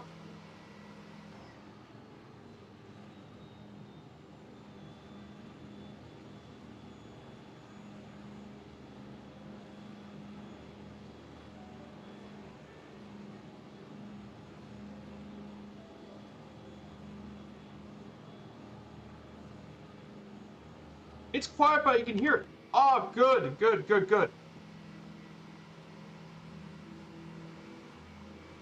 Ah, good. As long as you can hear it, Dougal, then I know the music issue's probably been fixed, which is good. Because I know you've been wanting me to fix that music problem. We're going to go ahead and slow down a little bit. We're going to turn 186 degrees. And I think we're going to make our way over to beautiful Singapore. So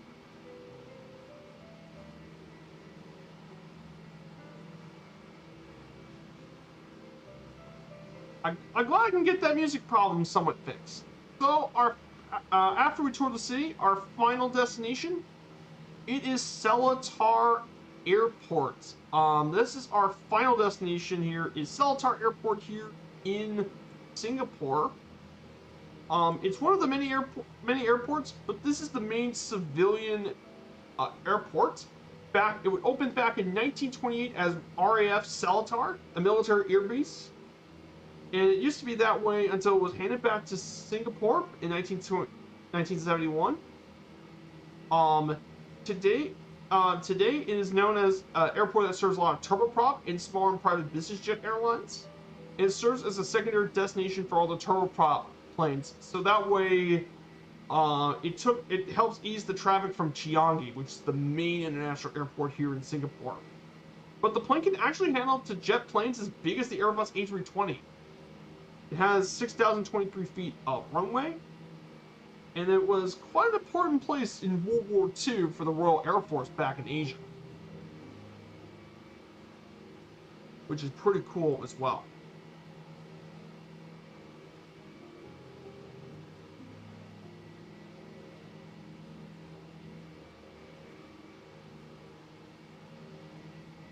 So that is Seletar Airport.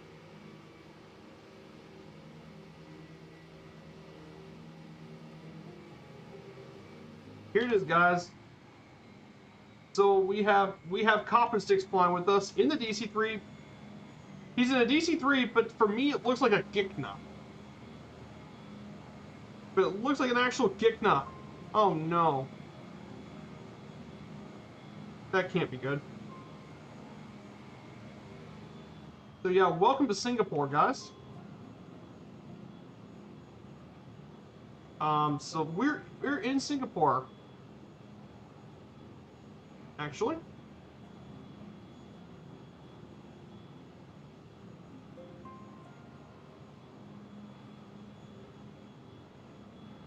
And we're going to be flying over the Mariana Bay Sands as well. So we're going to be going through quite a few of Singapore's landmarks. We're also right by the harbors. This is where they do the Formula One races every year here in Singapore.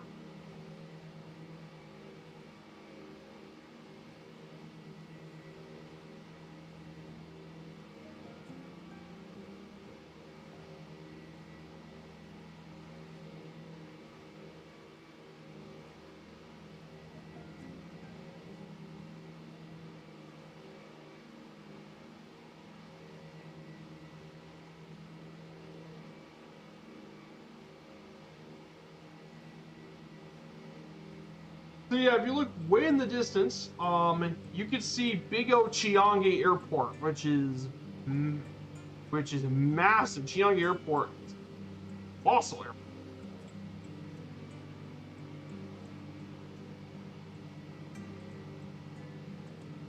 Hmm. 98 degrees.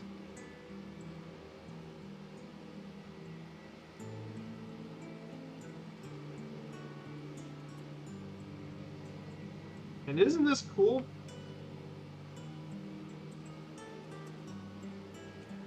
Man, that is cool.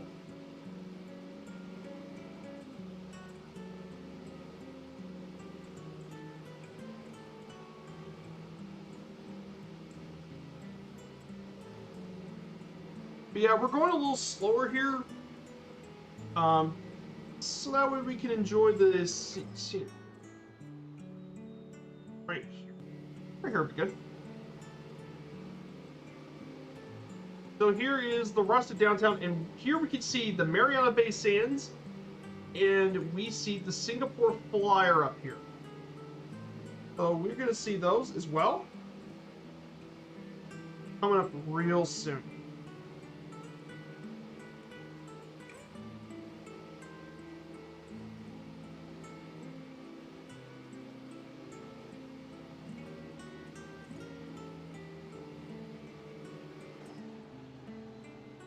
Isn't this cool, guys? We got to see Singapore.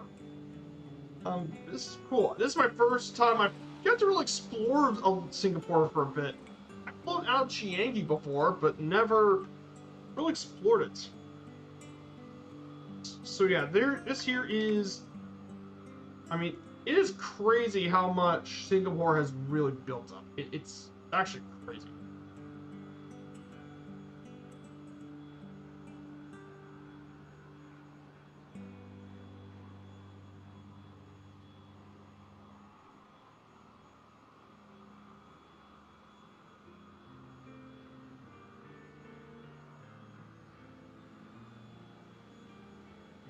So So here it is. Here's Mariana Bay Main Sands.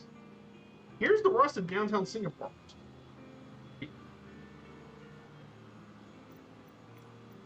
I'm going to revert this back tonight. I want to see what this.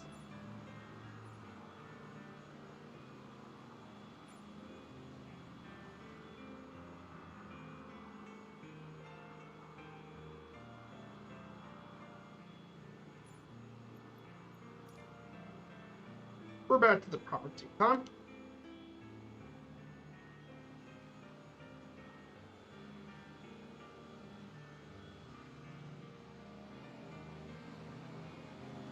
This.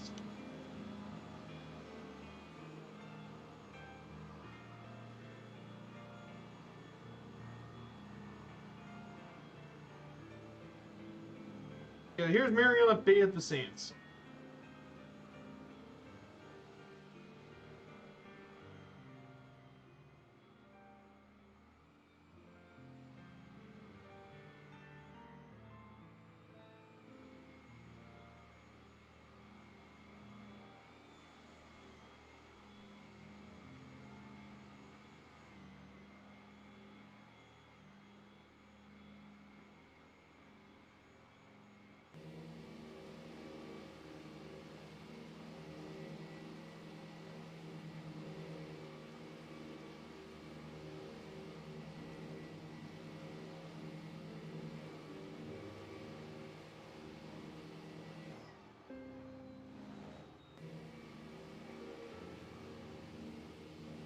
Here's more golf courses, and then we can see the little Singapore Flyer is down here. There is the Singapore Flyer.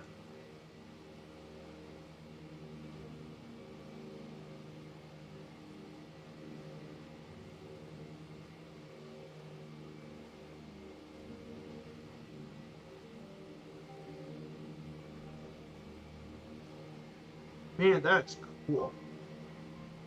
So, to our right, we have a couple of places. There's Paya Lebar Air Base, which is right here's the air base, Paya Lebar. Then, if you go really to the right, there is Chiang. There's the huge international airport here in Singapore.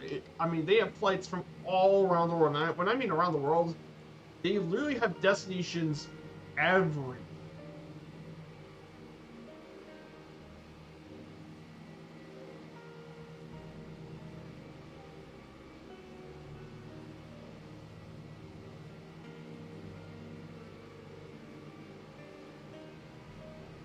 And then right here, we're gonna head to Seletar Air Base.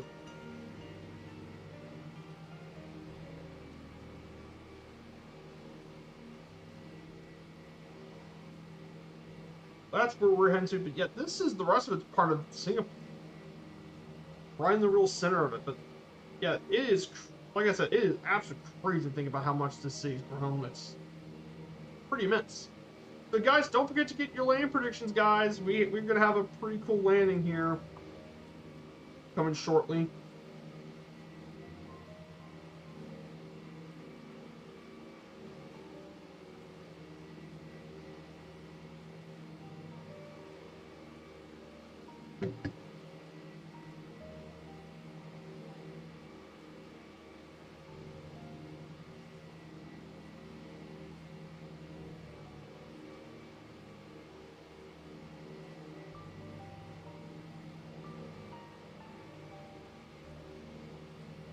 So I'm going to go ahead and disconnect the autopilot.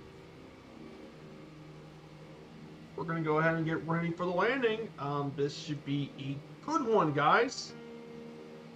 But yeah, we finally made our way over to Singapore today.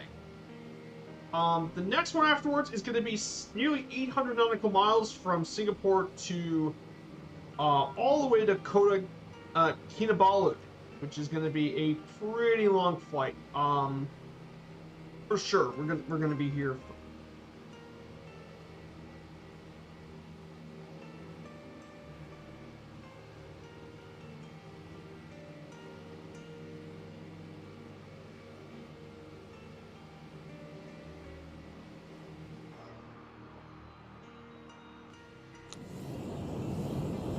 Okay.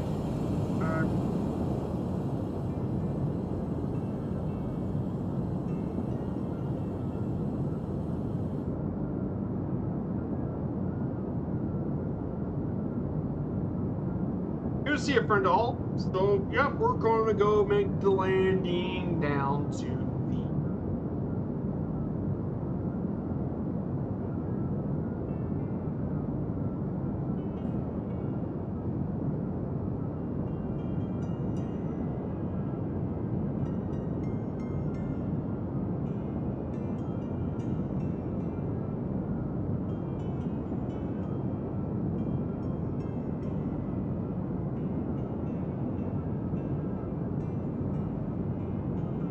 Here's our airport here at Seletar.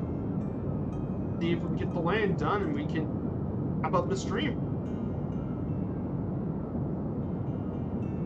About 4 hours. That's nice.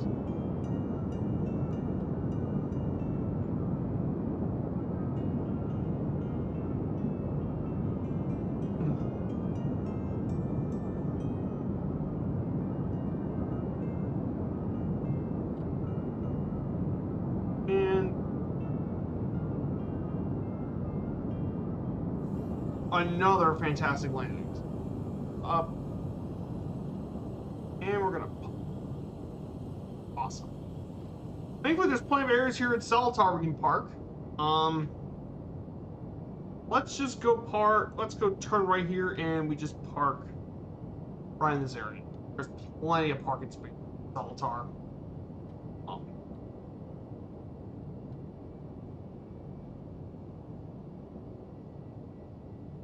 What a great flight, guys. You made great time here, too. Park. Thank you guys so much for coming here today's journey, guys. So, yep. I mean, what a great way to wrap up our DC-3 trip today. We did 2 legs of our flight today, guys. That's amazing.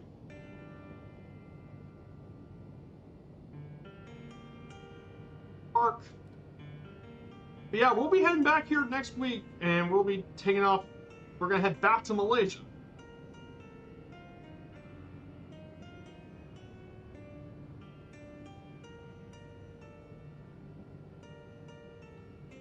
Park. And I think we're going to park right here. Perfect.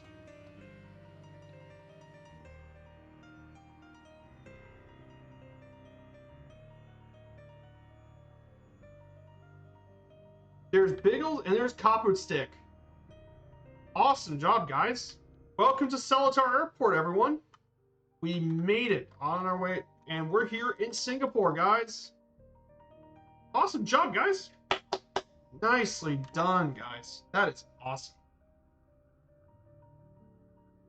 So, okay, thank you guys so much for coming to today's stream. What an absolute turnout today.